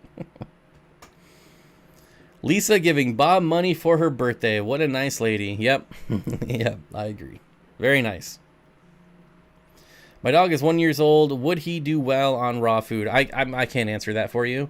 I can only tell you in my experience. I've now done 4 dogs on raw food, and the difference is like mind blowing.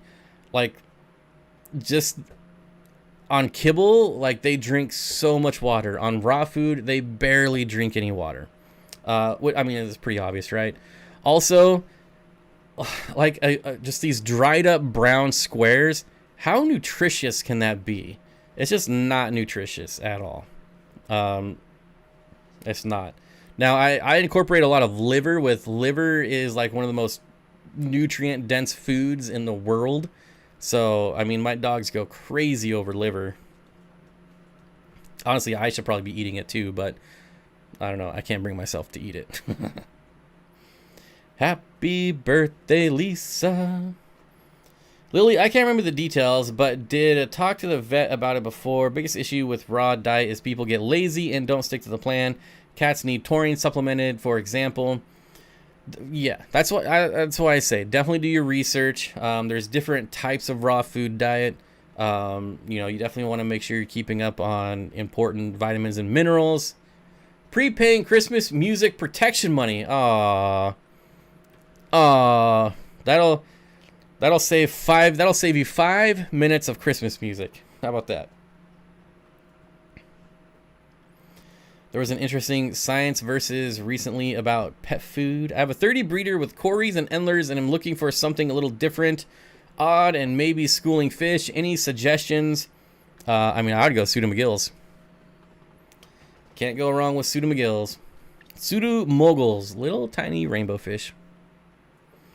Raw is the best if you know what you were doing. Yep.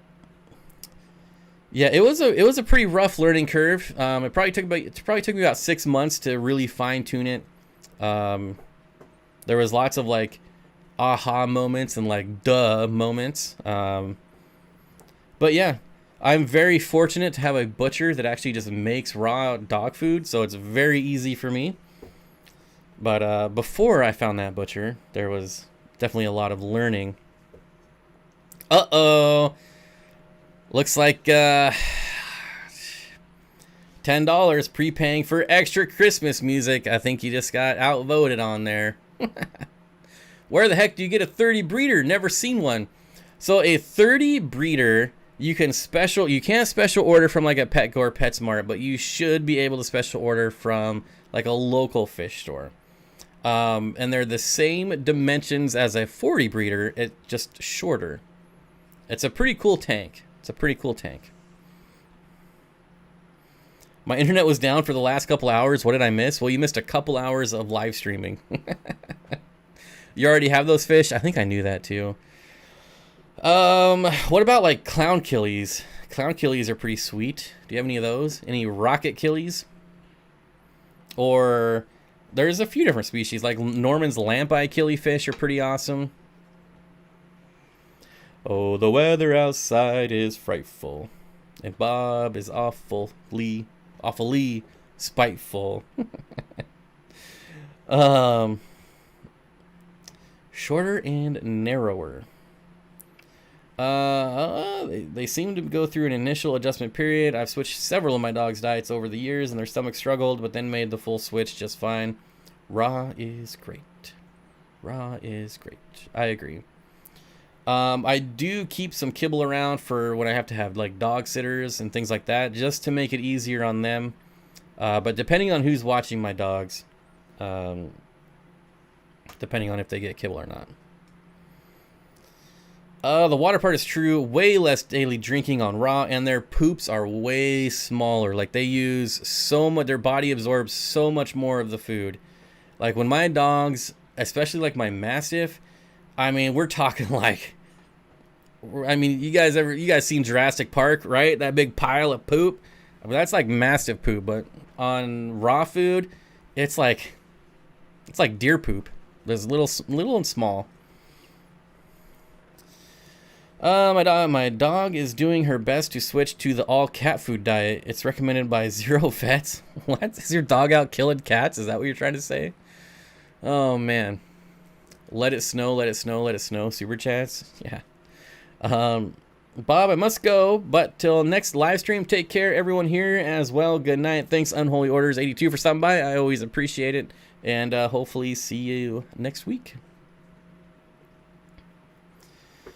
I'm thinking of looking for a weird centerfish. I guess that works. Centerpiece.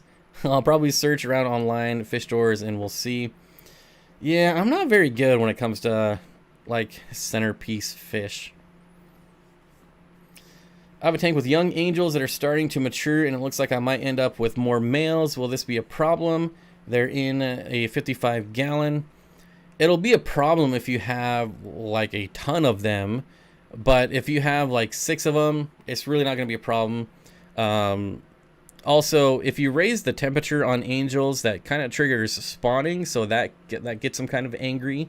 So, you know, if you're hovering around like 82, 84 degrees, then yeah, they might get a little angry, but if you keep it around 78 degrees, probably not going to be an issue. I like the 33 longs. My LFS had one a few months ago. I knew I should have got it when I saw it. When I decided to get it, it was sold. That's a fun tank. I have one. If I do salt, that's what I want to do. Salt. I want a 33-gallon long saltwater tank. Rocky and Miles with a $1 dog super chat. Thank you. I think that's a dog, right? Yep, it's a dog. Thank you. I appreciate it. So I have a baby gate up to block access to the laundry room. My dog is happy to have pre-digested cat food. Gross. Dogs are gross. Dogs can be gross, but so can cats. My great-grandma raised rabbits to feed the dogs she had. Come to think of it, she fed them to all of us as well. That's actually, I mean, I hear a lot of people doing that. If once you start like digging into the raw food community, I guess, a lot of people raising rabbits. Honest Kitchen, Grandma Lucy's, Sojo's, and Spot Farms are all great substitutes when you don't have raw or someone taking care of your pups. I've always wanted to try Honest Kitchen. I've never heard of Grandma's Lucy or Sojo's and Spot Farms. Interesting. Honest Kitchen did intrigue me when I don't know, it's probably like months ago when I was researching it, but my dog likes cats. He says they taste like chicken. Well, at least they don't taste like turkey. But I heard turkey paw. There we go. Turkey comment. Glass City Fish Witch. Good night, everyone. Good night. Thanks for stopping by. I appreciate it. I just can't see myself cracking little rabbit necks every day for dinner. Well, you just kind of let them loose all at the same time. My dogs don't bring me dead animals. Can't say the same thing for the neighborhood cats. Holy smokes, is David Beckencourt's Aquariums. Guys, gals, you are looking at the creator of the fish fam right there. David Bettencourts. He is the very first person to ever coin the hashtag fish fam. We got a celebrity here. Everyone say hello. Wet food with meat and vitamins is only good choice. 2, no sugar or carbs if raw food is too complicated. I have a pet bunny. She's the dog's best friend. We can't eat her. Boy, last 2 weeks ago at the animal shelter, I moved my camera. So if you see me looking over here all the time, I'm like, where's the camera? Oh, it's over here now. Anyways, we had like 15 rabbits coming to the shelter. Not getting like dropped off or surrendered, just to get spay and neutered. But oh man, there was rabbits everywhere. Rabbits are so fun. So fun. I had a pet rabbit in junior high, I think. Well, my family did. And the thing was just bonkers. You let it out of its cage and it would just run laps just as fast as it can for just, it seemed like it would go for hours. Bob, can you do a video feeding your new fish room? There'll be a fish room tour video first and then maybe a feeding video. But I don't know, maybe. There will definitely be a tour video once they're all set up and done though.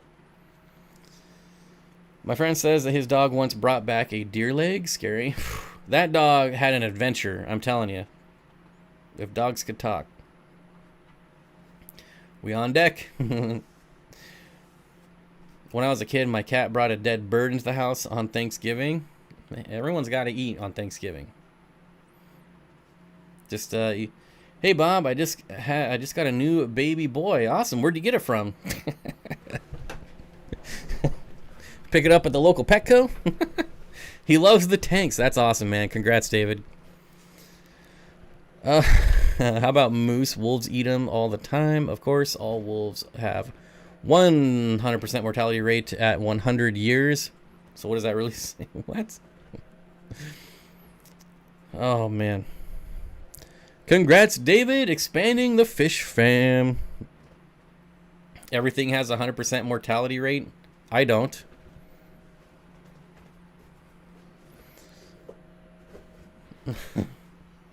My tiny pit bull dachshund mix took on a full-size pit bull in one. Sounds like a pretty weak pit bull if you ask me, but I personally don't condone dogfighting, so yeah, I would suggest that you stop. I love rabbits. I had a few in my past and I could never kill one myself. My cat brought a bat into the house from their enclosure. Wait, from your bat enclosure? It flew around the house before he caught it again. I saw it on the security cameras when I was at work. You have a bat enclosure? What? Bunsen Burner, dog account on Twitter, finds moose legs with frightful frequency. My oldest has moved here with me also. Is that a good thing? I hope. That's why I don't take life seriously. Nobody gets out alive. They came into our territory. I have a fence now. Pet rabbits are illegal where I live? Interesting, Alice. Where do you live, if you don't mind saying? My cat brought a bat into their house from their enclosure. I didn't know you had bats. It's pretty interesting. And moose is everything. Moose is in everything nowadays. It's like peanut oil. No wonder everywhere has 100%. No wonder everything has 100% mortality rate. The cat's enclosure. Read it in Swinglish. Swinglish. Camantha says, Alice B, where do you live? Where do you live? We need the exact address. Even the last 4 of the zip code. Not just the first 5. We need the last 4 as well. I was hoping you had a bat enclosure. Me too. Me too. I just went to the zoo and they had, like, the bat enclosure was closed. The reptile house was closed. It was so stupid. Like, everything was closed. But they still charge full price. They have no problem making me pay full price when half the exhibits are closed. I live in the state in Queensland. Oh, Australia. Some states can have them legally as pets, though, just not mine. That's I don't know. I feel like Australia is pretty strict on their pets, which is pretty interesting considering all the wild animals they have. Like, if rabbits got loose in Australia, I don't feel like they would last that long. But what do I know? Maybe they would. But I feel like there's a lot of stuff out there that would kill them. But I could be wrong. I've never been there. The postcodes here are only 4 numbers. You SOB. Would have been awesome. I love bats. Was so frustrated that I couldn't save the bat. Same bat time, same bat channel. Son of a quack. I wouldn't put anything past this dog. She's been a doozy to have. It's been a doozy. Bats are awesome in Denver. They would fly all around you at dawn. I used to try to catch bats when I was a kid. And, you know, I was an idiot. I'm not going to lie. But I would steal my dad's fly fishing pole. And I would stand outside and whip around this fly on a fly fishing pole, hoping to catch a bat. I wasn't the smartest kid alive.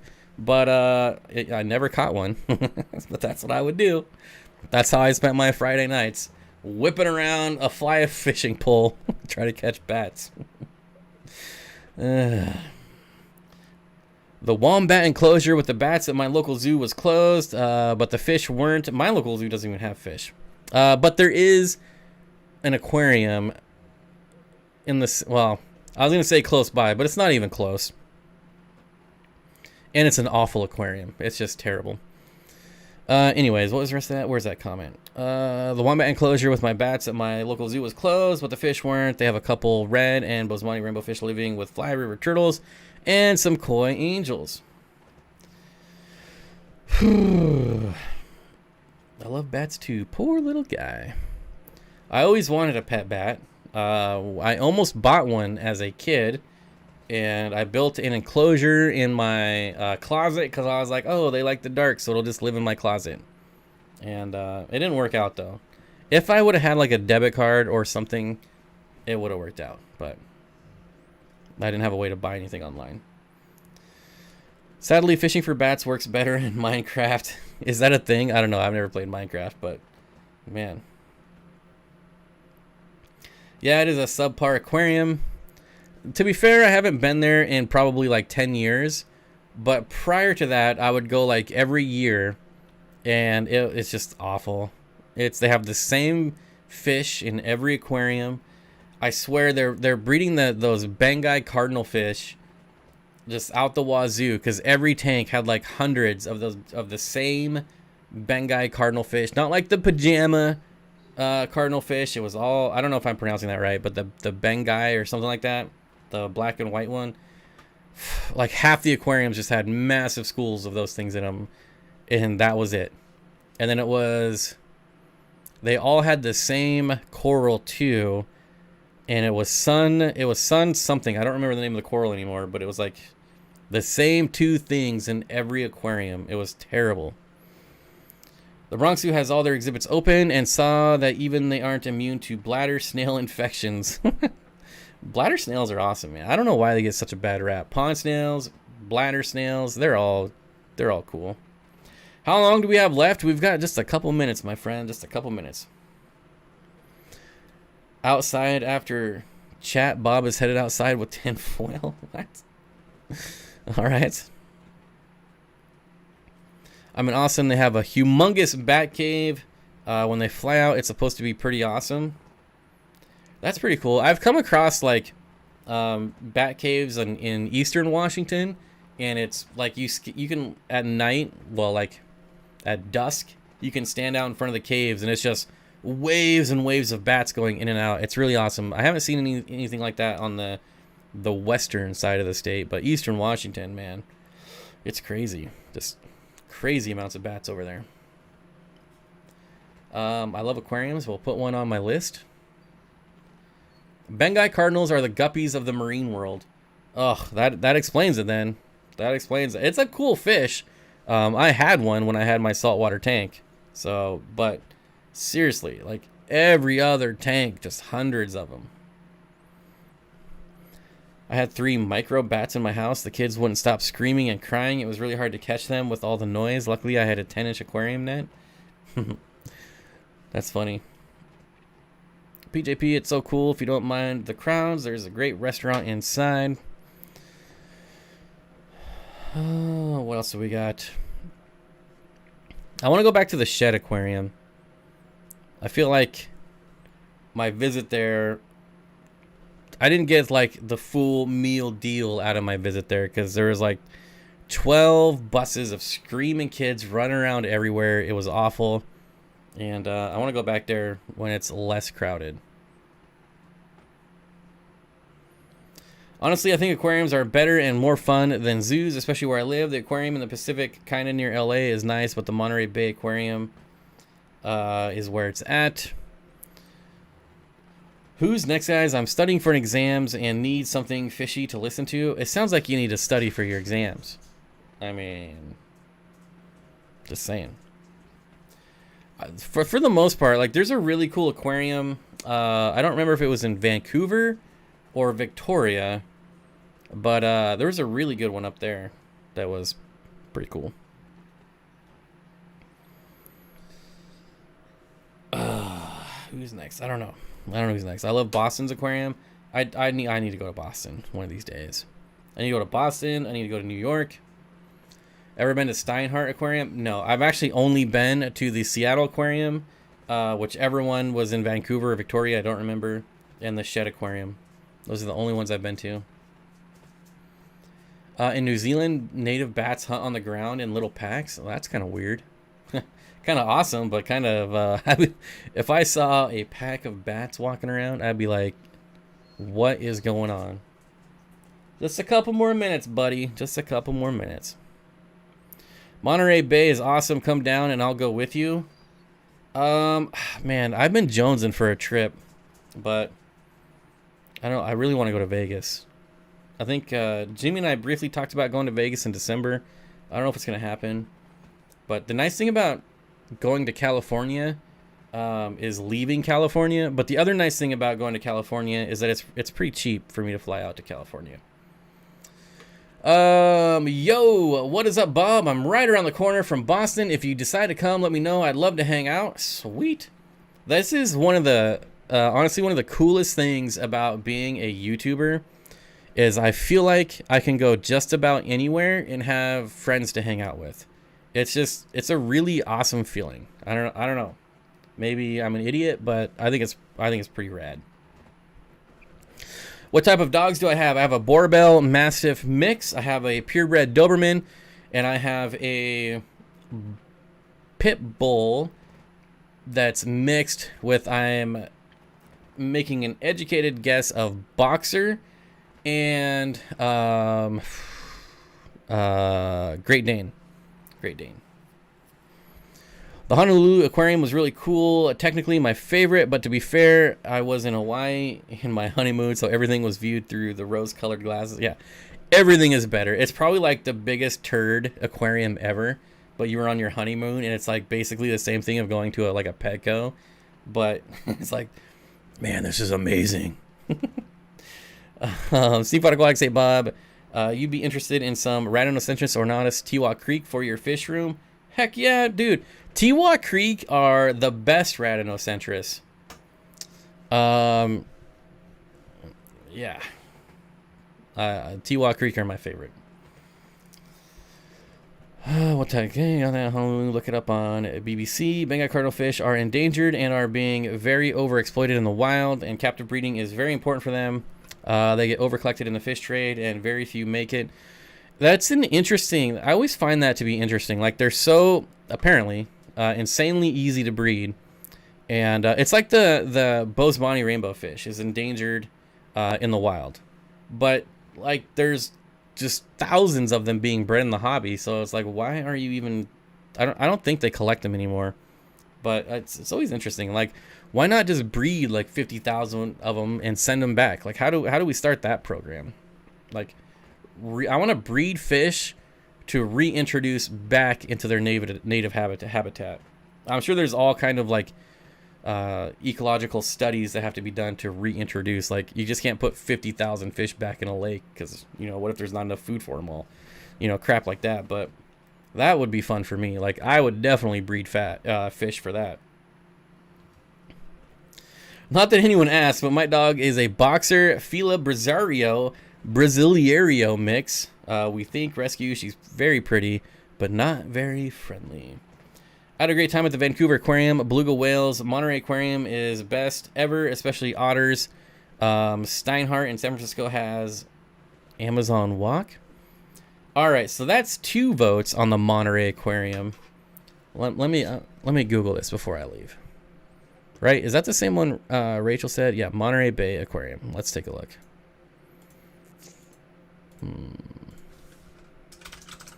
I say let's, but really it's me. Monterey Bay Aquarium. Okay, we're going to pull up some YouTube videos, and I'm going to watch these after the stream.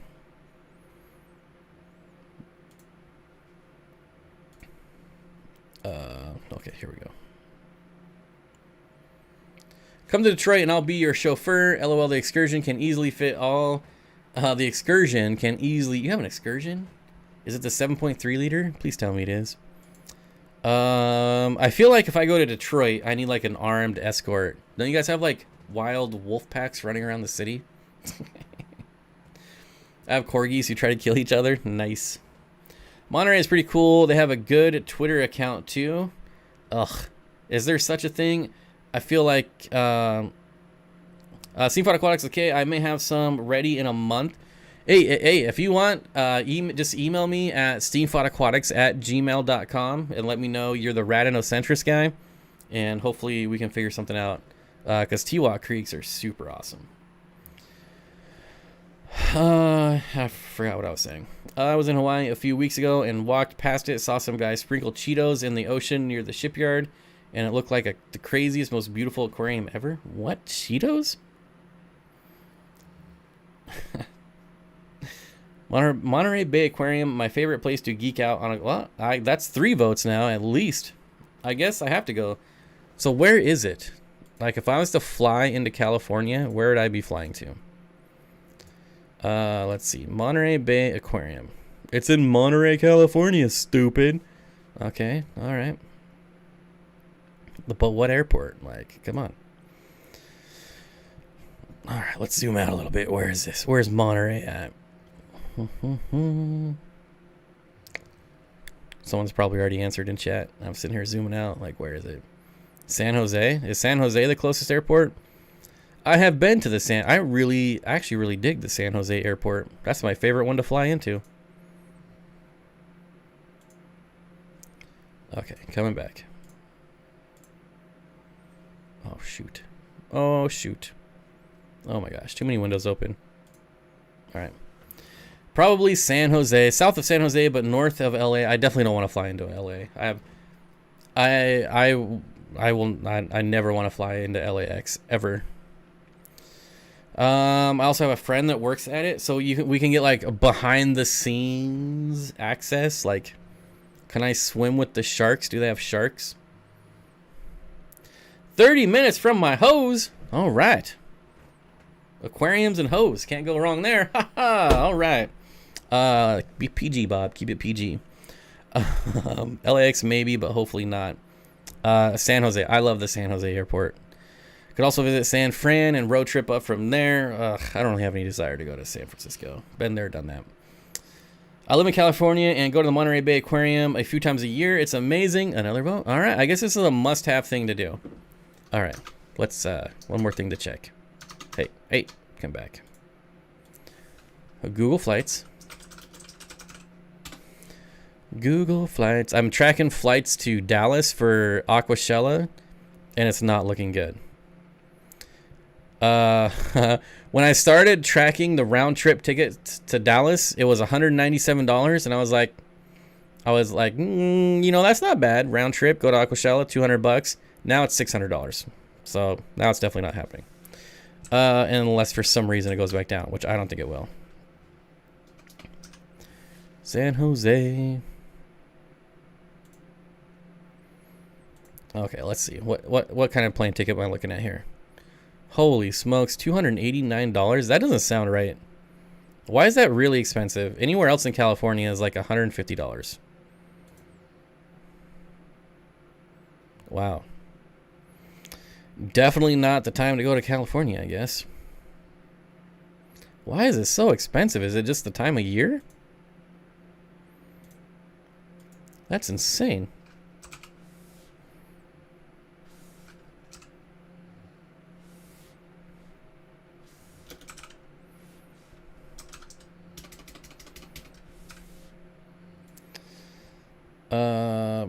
Boy, LAX is the same thing. Why is it $400 to go to California right now?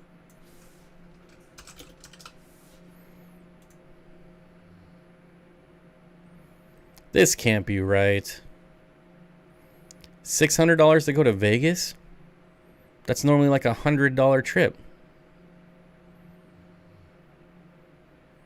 Something's going on. I guess I'm not going anywhere anytime soon for that matter. Yes, definitely go to Monterey, but also go to Boston. They have awesome penguin enclosures and a huge multi-story round tank. All right. Is there ever a good time to go to? No. Trust me, there's never a good time to go to California, but well, I know all the pilots for Southwest are boycotting, but I fly Alaska, so that shouldn't really affect me unless like it's just jacking up all the prices everywhere else. But I thought they won that boycott. I thought they made their point. Now that fire season is over, tourism is probably up. It's holiday stuff too, so whatever. California is great. It's the people that are questionable.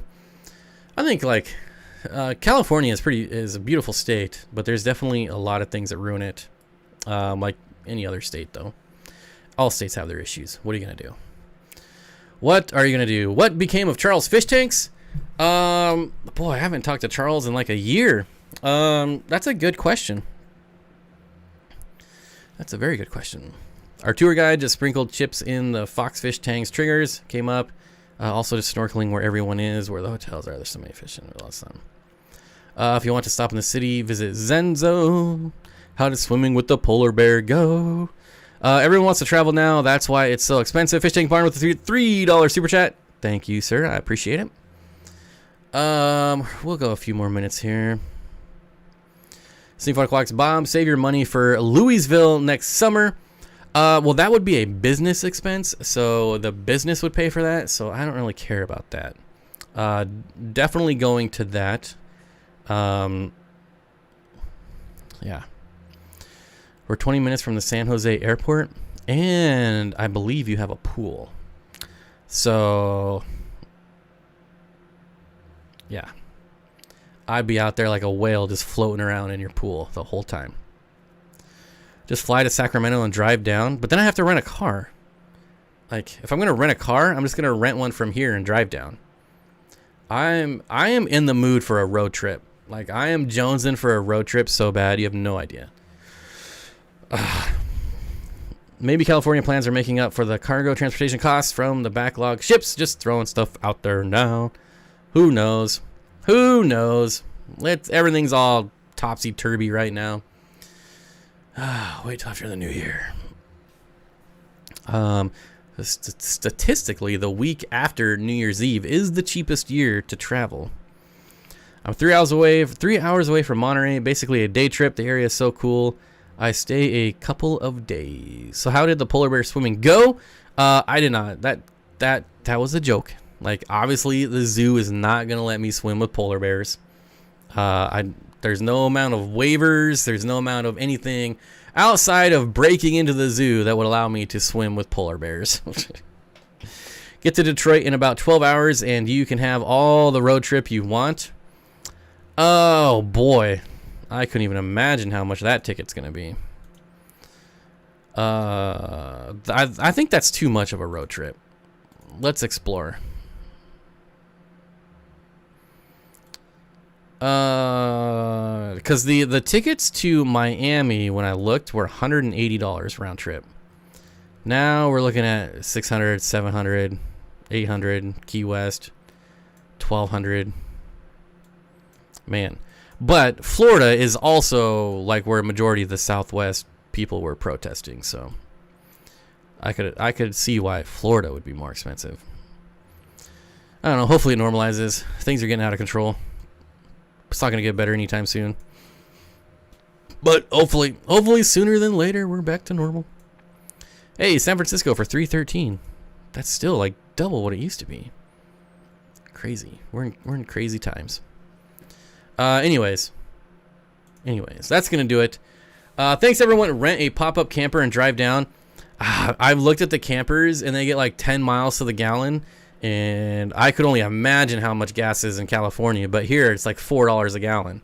So that's pretty much why I'm not road tripping. Drive the Cali Coast. Oh, I love the 101. I love that drive. It's so like just pretty and relaxing. Driving down the 101. Maybe you can swim with the otters and hold hands. I don't know. Maybe.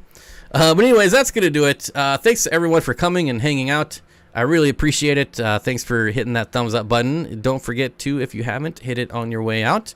Members, we will have a members only stream this weekend, so look forward to that.